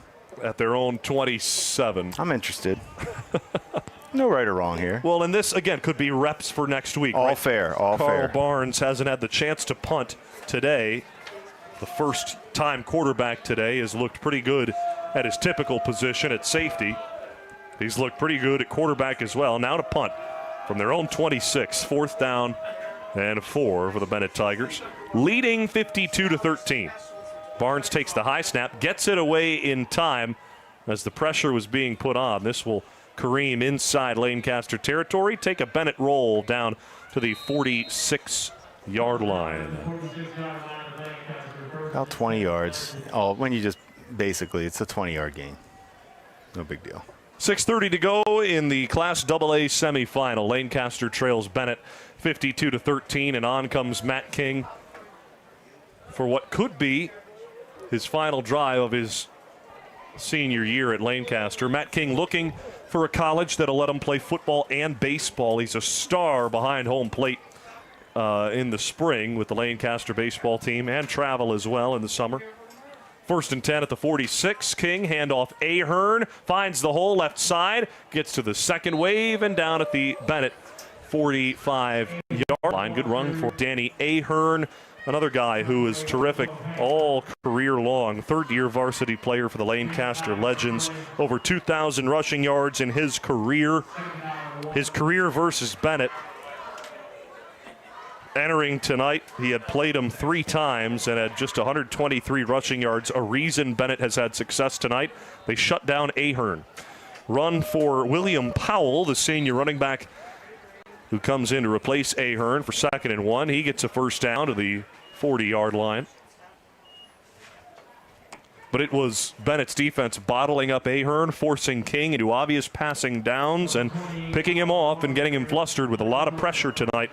That was the difference early on. It's really all levels for Bennett's defense. The D-line's big, physical, strong. The linebackers we saw triggering, coming downhill, making tackles, secondary, all over the field, finishing with interceptions, playmakers everywhere. Lancaster with a handoff. Powell up the middle. Gets 3 or 4 under 5:15 to go in the game. William Powell, 5'10" senior running back. One of many who had to sit behind multiple seniors last year. 19 seniors the Lancaster Legends graduated. And for them to, well, have a chance in this game, I think would have been accepted entering this season for the Lancaster coaching staff. If we have a chance to go to Highmark Stadium, they'd take it, and they certainly had a chance tonight. Multiple fumbles in the first quarter for Bennett, but the Legends couldn't capitalize. Run on 2nd down and 8 to the near side. The sweep picks up about 15 on the ground for Lancaster. A first down for the Legends after the run of Powell.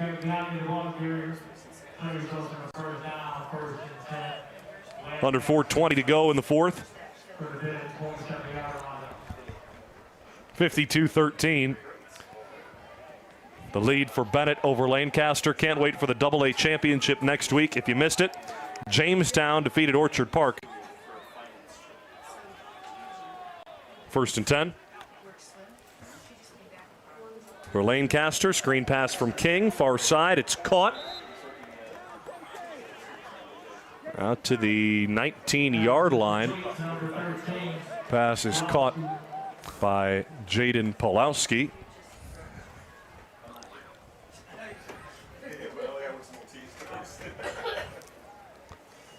These Bennett Tigers, boy, they should be looking to next week already. And as we know, their mindset is state championship or bust.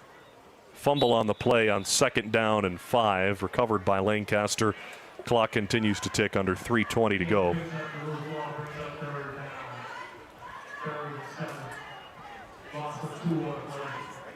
It's been a long season, Jim. Oh, I was waiting if we were going to get into some NFL talk, or we get into the Bills game this weekend. Where do we go this week? Let's see after this 3rd and 7 play for Lancaster at the Bennett 24. King, handoff. Powell goes nowhere. Stopped behind the line of scrimmage. Sweeping in for the tackle, Joseph Peeler IV, the junior defensive end for Bennett, makes the play. And now an injured player lies down. It's like a Lancaster legend down at the 24-yard line before the 4th and 9 play. Well, what do you think, Jim, for Sunday? The Bills in Miami. This is a big game for Buffalo, coming off a big win last week over Kansas City. Got to be feeling pretty good. What do you think this week? Oh, no games week to week in the NFL, week-to-week league. So it'll be tough for Buffalo, I think, anytime you're on the road like this. Miami has a little confidence, a little boost, getting rid of their GM, Chris Greer. Sometimes can give a little clarity to a team to see, okay, McDaniel's our coach. This is our squad moving forward. The film is your resume. The Miami Dolphins are going to show up. I do think Akan can be a mismatch for the Bills, struggling to stop the run. If he gets off, that could open things up for Tua. And people forget last week the Chiefs were without Pacheco. Made a big difference in that game. And up front. They got beat up front, too. They simply got beat up so front. Many injuries for KC. Not saying that win didn't mean anything. Oh, big win. Fumble on the 4th down play. King, the punter, has to pick it up. He throws it on the run to no one out of bounds.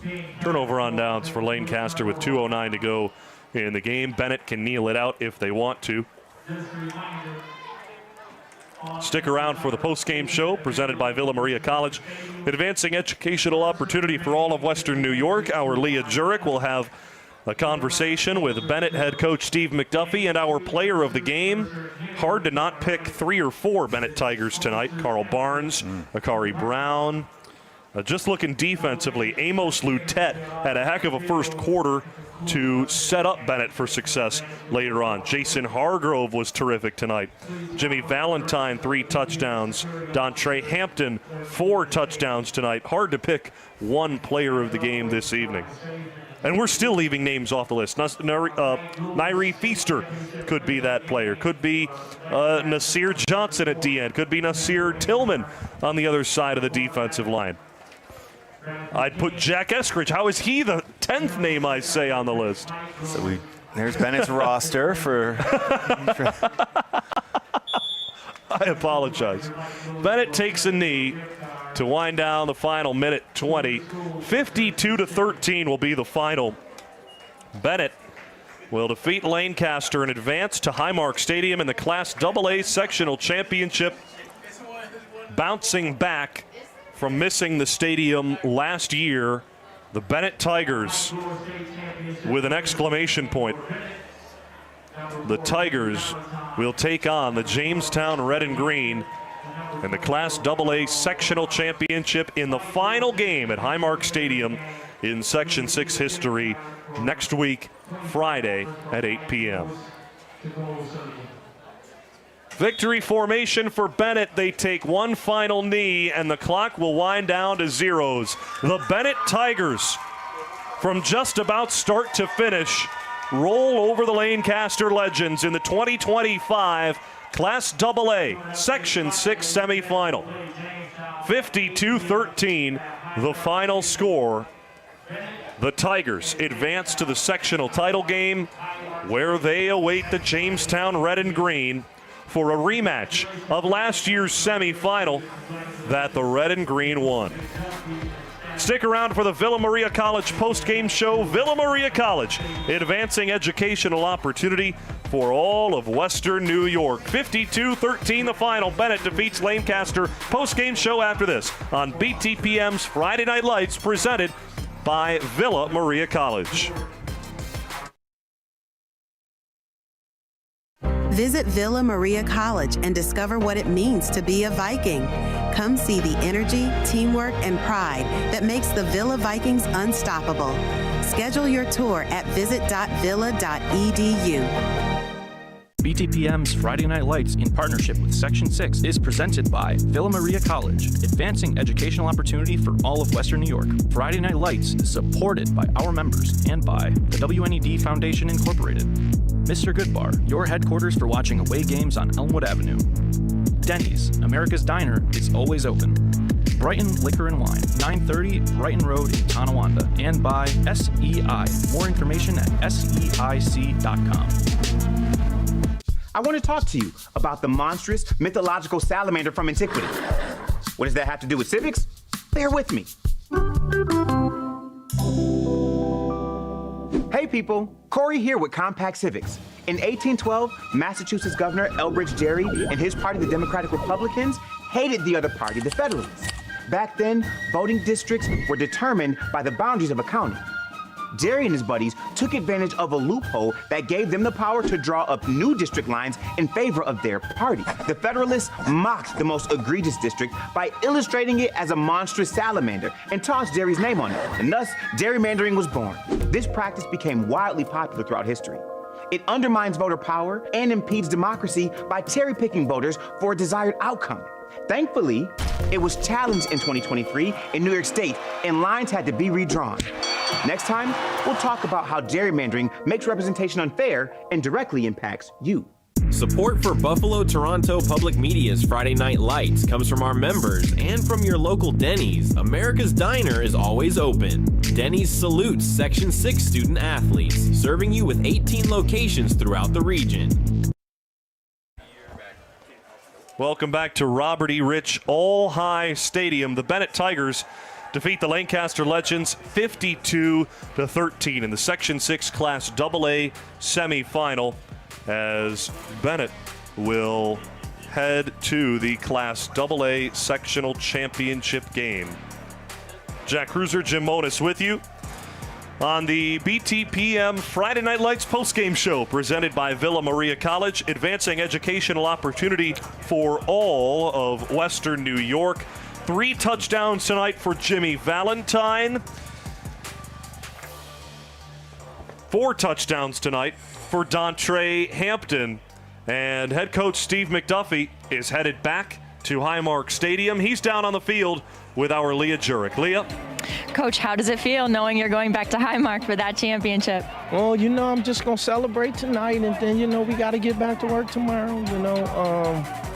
Like I said, it feels real good to be back. I think that this is going to be a special year because this is the last year. I think that they're saying traditionally that we may play at the Ralph.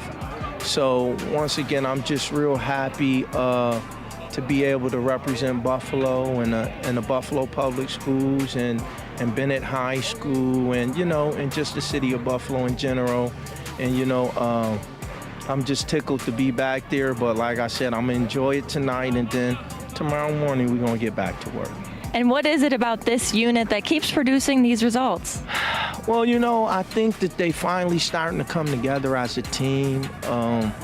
I think it was real beneficial to us that we played a team like Massillon early in the year, which is a nationally ranked team, and I think that they're reaping the benefits now because, that gave them a good perspective on who they were and what they had to improve on. Now talk to me about your leaders this game. How did they make a difference? Hey, I'm just real proud of them. It was so many of them. I got to shout out the O-line. I mean, those guys was really coming off the ball today. And then, of course, when we got 2 running backs like Jimmy and Dontre, that's a heck of a combination, but I got to give it up to Hargroves and Feaster too, because boy was they leading the way up in there, and boy was they playing the Bennett style of football that I like, which is physical football. Nice, and we got Dontre right here. You just played a huge part in bringing your team to the championship. How does it feel to be a part of the victory? It feels great. It feels great knowing that last year we was first round exits and now be able to play in the stadium. Now talk to me about the coaching you've received. How has that helped you guys as a unit and get you to where you are now? Man, we get coached hard at Bennett, and it makes the players who he is. We're coaching from McDuffie and his staff. They're very hard on us, and they expect the most from us. So anything under that is just not enough over here. And how does this game shape your confidence for next week? This game, I think it was like 56-14. Yeah, it was. We was rolling the whole game, and we're gonna keep that. We're gonna keep that same energy going into the next game in the stadium. And Jamestown, they got something coming towards them. This is a statement game. Awesome. Now go get your rest. Enjoy the week. I will see you guys at Highmark. Good luck. Thank you. All right, thanks, Leah. Well, there you heard it. The Jamestown Red and Green put on notice from Dontre Hampton and the Bennett Tigers tonight. Bennett wins it 52-13 over Lancaster in the Class AA semifinal. Wow, that was like 1980s fade into us on BTPM Create and our YouTube channel. Thanks for sticking with us for the Villa Maria College post-game show. Dontre Hampton, our clear player of the game with 4 touchdowns tonight for the Bennett Tigers. Jim Monos, what do you like so much about this Bennett team, not only for next week, but moving forward? They think about state championship pedigree. No, what Coach McDuffie talked about, what we talked about, it's so many different players on their team stepping up. The O-line, all the role players. Then you have the superstars. It's just a mix of everything you need. Can they make the big passes moving forward if they have those 3rd and 4th and longs? But we also know they can run on 3rd and 4th and long when you're getting 10 yards to carry. So this team is completely tough. We'll be live next week from Highmark Stadium at 7:30 for the pregame show on BTPM PBS and BTPM NPR. Next Friday night for the AA final. I bid you adieu.